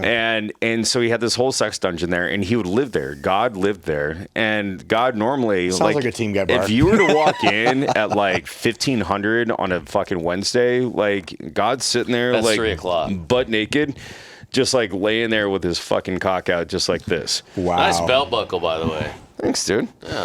Oh, shit. I thought that was a Cadillac buckle. That's your No. fucking. No, Crypto. yeah, this is my Crypto buckle, logo that's one. cool. I paid good money for that thing. Damn. We need to get some belt buckles. But do. then also in the women's bathroom, they had a condom machine. And if you put a quarter in there in order to get a condom, it would ring a red alarm in the entire fucking bar. And they had a fucking Asian gong this big. Like, I'm not kidding, this fucking big. And so as soon as a girl would come An out. Asian. Oh, I thought you said Asian dong. No, gong. I've never seen an Asian dong this big Yeah. around. So, Nor do I because frequent like Asian this is a big dongs. college bar, right? And so Yeah. the girls would walk out after purchasing the condom, and they would fucking hit the gong, and it's like whoa, and everybody in the bar would yell "skank." Oh my god. And they had photo album binders on top of the entire bar. And It's they like a were all, snapshot that just takes it when you well, walk yeah, it was out, all dude. Polaroids, Which but is it was weird just because you would chicks with think their a tits out. skank wouldn't be worried about condoms. That's I know, a good right? point. Yeah. But they would yell at You us, go "skank." responsible. And so then on top of that, they had all these letters from the city of like cease and desist for God. No way. Stating like you have to wear clothes and like in your establishment. Oh, that's amazing. And then they had this, everything is concrete. Like, and I'm talking like full poured concrete. Like there's no bar. There's like, it's just concrete bar because it couldn't get fucked up and you could just pressure wash it all Hose off. the whole thing off. And so they had a concrete beer shit. pong This guy thought table, this place through. and then like a concrete throne that like the Lord of ping pong or of beer pong would sit on, and like after he won. I'm so bummed I never got to experience this. There's Dude, shit. like It's it made closed Playboy's now? it made Playboy's top 10 best dive bars in the entire country. Fuck. Oh my and god. it was legendary. And so the last time that I went there, right before God died, I took me, my wife, my stepdad, and How did he die, by the way? Asphyxiation with like a giant dong machine. Snooze you to death. I don't know, dude. I mean, I'm sure he was a big fan of Coke. That probably didn't help. But I took my grandfather as well. And so... That's rad. And God was bartending at the time because he was the only one working. And my grandfather's like... Stirring a drink with his I'll dick. take another Miller Lite. And God's like, yeah, I got a Miller Lite here for you. And he pulled out a dildo that looked... And that was as long as Darth Vader and fucking tosses it up on top. And this thing's like wiggling towards him. And my grandpa was like, what the fuck? And he's from Indiana, like proper country boy. Yeah. And he's like, what the fuck, boy? And God was like, who the fuck you call him boy? And I'm like, oh no. Uh-oh. And I had to like fucking get in. And like my grandpa's like, I can't tolerate this. You know, old people like kind of like freak out. So he like old person freaked out. That's awesome. Last honorable mention is Dandy Delsour, which is in Tijuana. And it was Bourdain's like favorite bar. Still to this day, actually probably my favorite bar in the world. Let's go. That I've been to. Dude, let's go. TJ, I know it pilgrimage? well. Let's I know go it next week. so well. And also, I am the Okay. tour guide of like northern Mexico. Like, we're all gravy there. But this We need bar a is incredible. videographer. Coda, let's go. But yeah, those are my two favorites. I love it, man. I Damn. love it. All right, well, this has been a wide-ranging episode. A ton of shit. Like, You didn't say yours, other than Oh. Danny's. well, I don't. We I've got been 2 to- minutes. I've been to a lot of bars, but I don't know that anything. Maybe it's just because the heritage is there. Yeah. But there's no, and there's some cool bars everywhere, and I love those. Well, I but- think maybe we table this for later because, dude, I've got a whole list of bars, like you're saying, of shit that I wish I could go back to. Ooh, let's put it on Patreon. Good That'd be call. good. That'd be fun. Make a list. Let's yeah. make a list of our top 5 to 10 bars each. I'm gonna do that. That'd be fun. Yeah. That'd be cool. Yeah, Yeah. and I think in the cut, like we can kind of like pull up like their Yelp and like the Oh, reviews the Yelps because are gonna be great. somebody brought up the Yelp reviews of Danny's? Danny's, when we were on the cast. Are they horrible? Yes. They got to be horrible. Oh, Dude, yeah. they were perfect. Yeah, they were And- accurate. Yeah. Yeah. And I walked so, into the bathroom and some guy taking a fucking mad shit in the sink. and so I think it would be great for us to Sounds like about pull right. this up, maybe even during our next cigar expedition. Yeah. there we And go. then pulling up the reviews of our, like the best reviews of our top favorite bars, which I means love we it. have homework. I love this idea. But I think it would be dope. It'd be Yeah. fun, man. Well, hey. All right, perfect. Good shit. All right, well, that's it for this episode. Thank you, guys. Yeah, All right. thank you. Yeah. Hey, ladies and gentlemen, if you want 15% off, that's right. Liberty Risk on the emeraldspear.com, emeraldspeartequila.com. Use Liberty Risk, Yeah. 15% off. It'll save you. Just try one bottle, and I guarantee cases are coming. And then also, LibertyRisk.com. we have this new swag. Liberty Risk. dash risk, right? Removed before fight on a proper I Cadillac love key. this thing, man. It's so fun. Yeah, perfect. dude. Fucking dope. All right, All right, perfect. thanks. That's it.